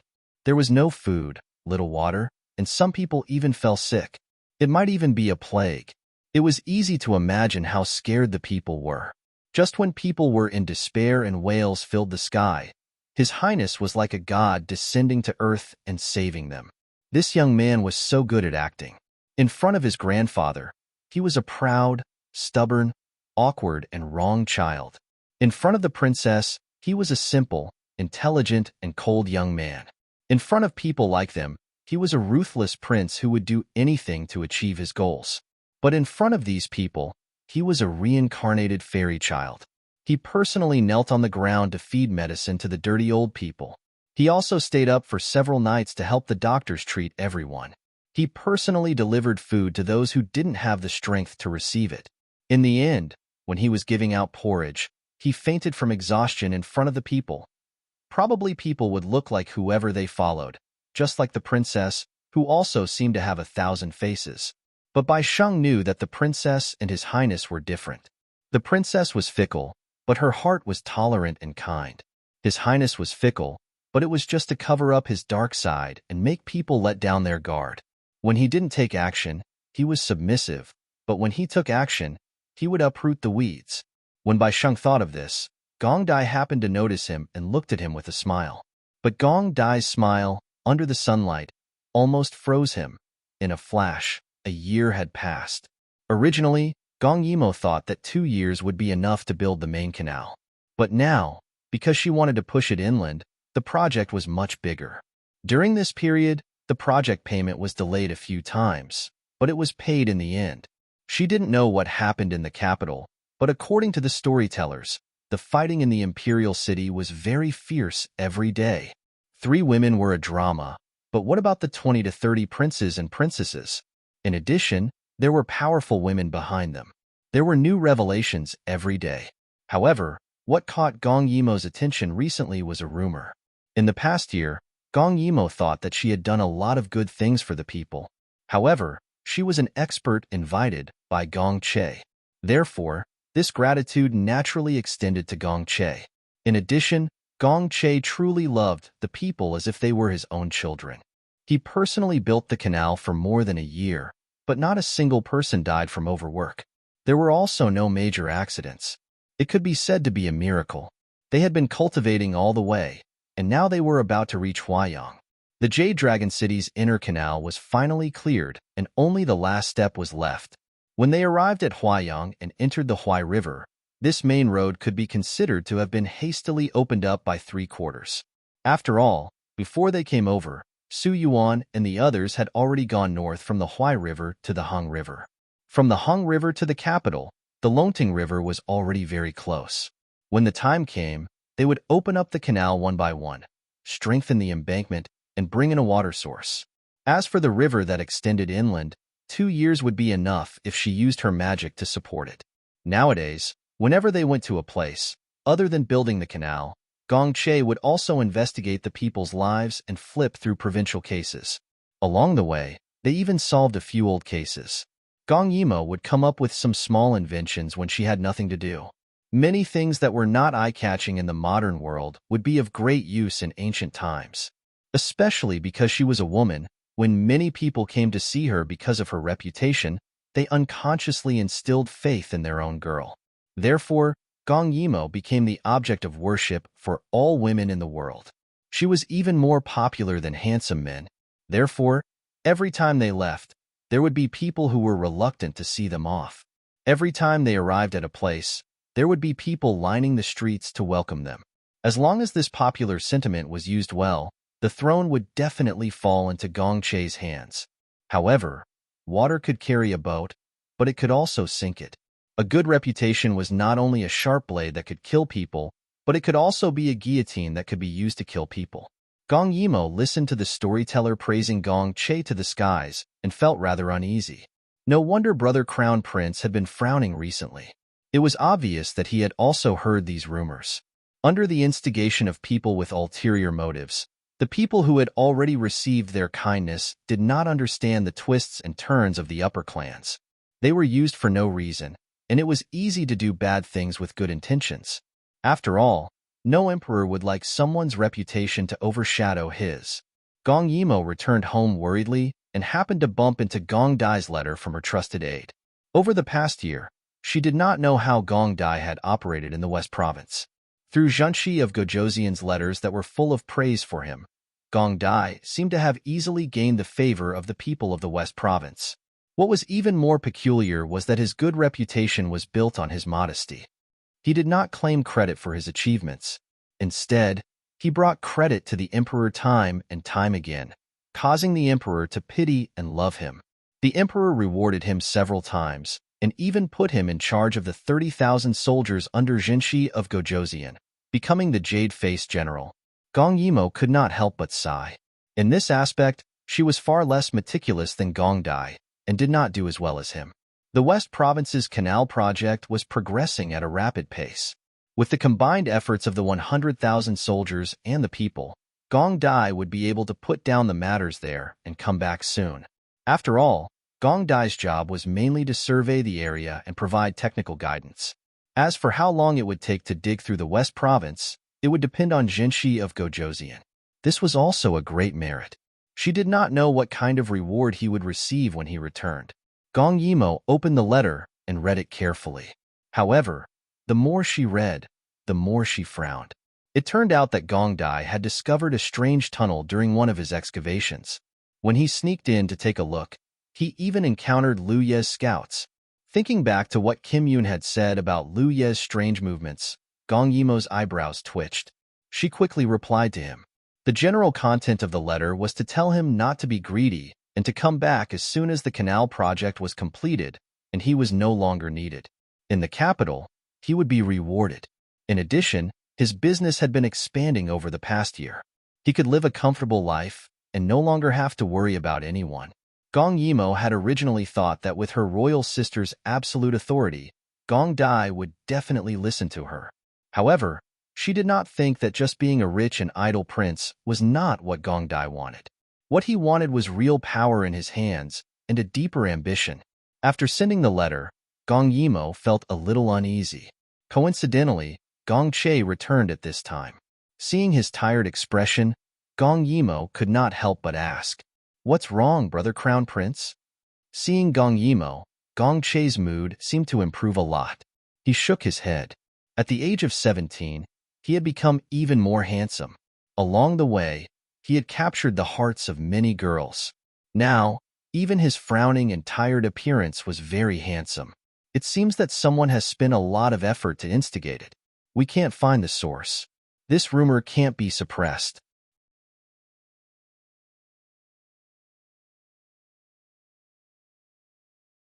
Chapter 86. Gong Yimo deeply frowns. Gong Che says again, with such a big effort, "I reckon there's a backup plan." He rubs his eyebrows in annoyance. Unlike the other princes who fight for the imperial power, he really wants to do good for the people. Every time he does something, he receives the sincere gratitude of the people. That sense of accomplishment is not something that can be brought to him by fighting for power. But while he spares no effort to do good, there are people in the capital who spares no effort to harm him. He is not afraid that his power will be taken away, but he is afraid that the person who replaces him will ruin things because of his eagerness to gain merit. He still remembers how many people died in order to repair a summer palace when he was young.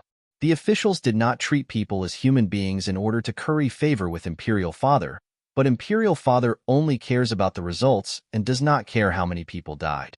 He does not want this Grand Canal that he poured all his faith and passion into to be ruined like this. Gong Yimo can't help but comfort him.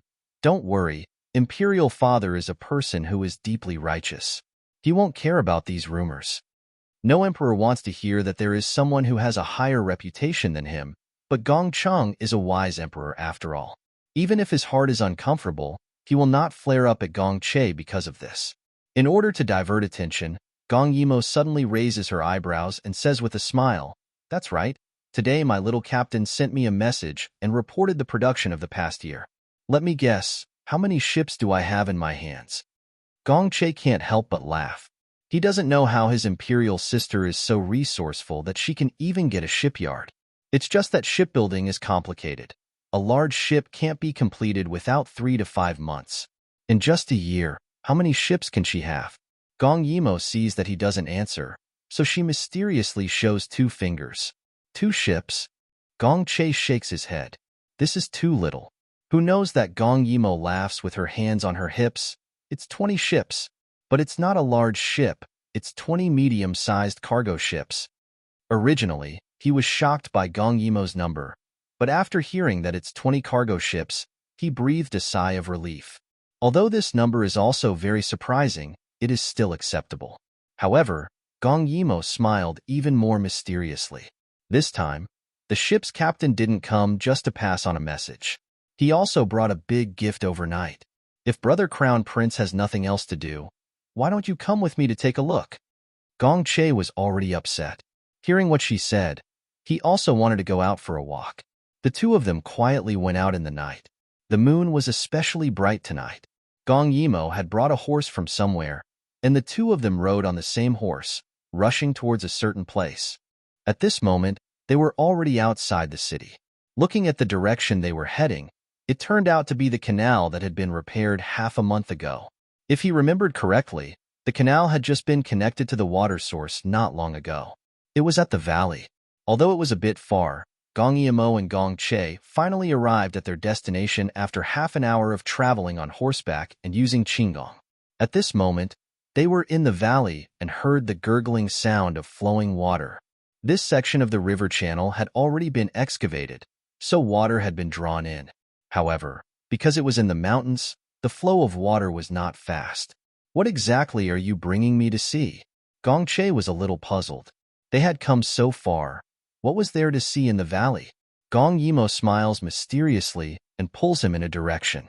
Because they were in the forest, Qinggong could not be used, so she pulled Gong Che the whole way and ran very fast. It was already autumn, and the night was still a little cold. When they looked up, they could see the bright moonlight. A gust of wind blew past, and the sound of the trees rustling could be heard. Gong Che could not help but look at their tightly held hands, and a trace of tenderness flashed in his eyes. He abided by his oath. As long as she was by his side, it was fine. He could control himself and not overstep his boundaries. Therefore, it had been a long time since they had such intimate contact. It was so long that he missed it. Gong Che looked at Gong Yimo's back in front of him. She was wearing a silver-white man's robe, and her hair was tied up with a man's crown. Even so, Gong Che still felt that she was extraordinarily beautiful. The bright moonlight seemed to make her clothes shine. Her entire person was like a fluorescent butterfly that brought him through the forest. Everything was so beautiful that it was like a dream. After walking for an unknown period of time, Gong Yimo stopped and turned around to cover his eyes. Gong Yimo has grown taller. She was tall, about 1.68 meters. So when she tiptoed, it was easy for her to cover Gong Che's eyes. She proudly said in his ear, "Come, Crown Prince Gidge. Walk a few more steps forward to the left." Her warm breath made Gong Che's heart go numb. He almost numbly listened to Gong Yimo's instructions before walking. For a moment, he did not have time to think about what the surprise she was talking about was. Dang, dang, dang, dang. Gong Yimo suddenly removed her hand and let out a joyful cheer.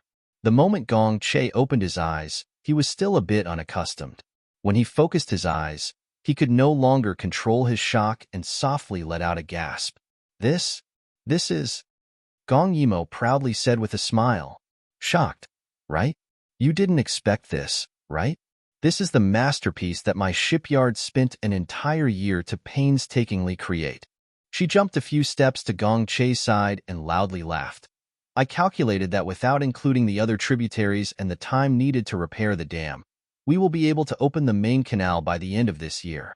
And at the end of the year, it just so happens to be Imperial Father's birthday. At that time, we will lead the way and have tens of thousands of citizens follow us. We will give this huge ship to Imperial Father as a congratulatory gift. How about it? That's right.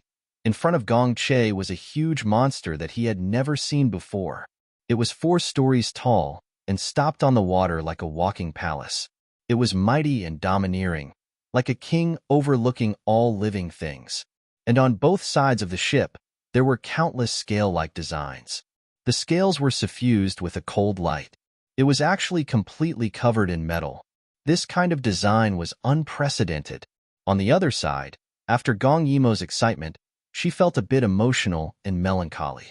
She looked at the huge ship in front of her that she had spent so much effort on. At that time, there was no electric welding, so there was no way to cover the ship with metal. She had only thought of using fish scales to cover the ship with metal armor when she saw it by chance. She lightly said, "When the time comes, as long as we offer this huge ship and there are so many citizens to celebrate Imperial Father's birthday, Imperial Father will be so happy that he will definitely not care about these rumors. Next year, you can relax and repair the dam and tributaries. Try to finish it all in 2 years. Your name will go down in history." As she said that, she sighed slightly in her heart. When she gave the order to build this ship, her original intention was to please the Emperor. After all, the Emperor treated her well, and she also had the same respect and love for the Emperor as she did for her father. But now that the situation was pressing, she had no choice but to think of such a way to kill 2 birds with 1 stone. Although it was still a gift, her intentions were not pure. Forget it. She only hoped that the Emperor would like it. Thinking of that uncle, Gong Yimo could not help but smile. You're tuning in to the Romance Rendezvous YouTube channel.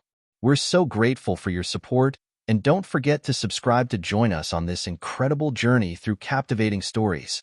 Your generosity through donations truly makes a world of difference, as it's the primary source of revenue that allows me to expand and enhance this channel for you. Thank you from the bottom of my heart for being a part of this adventure.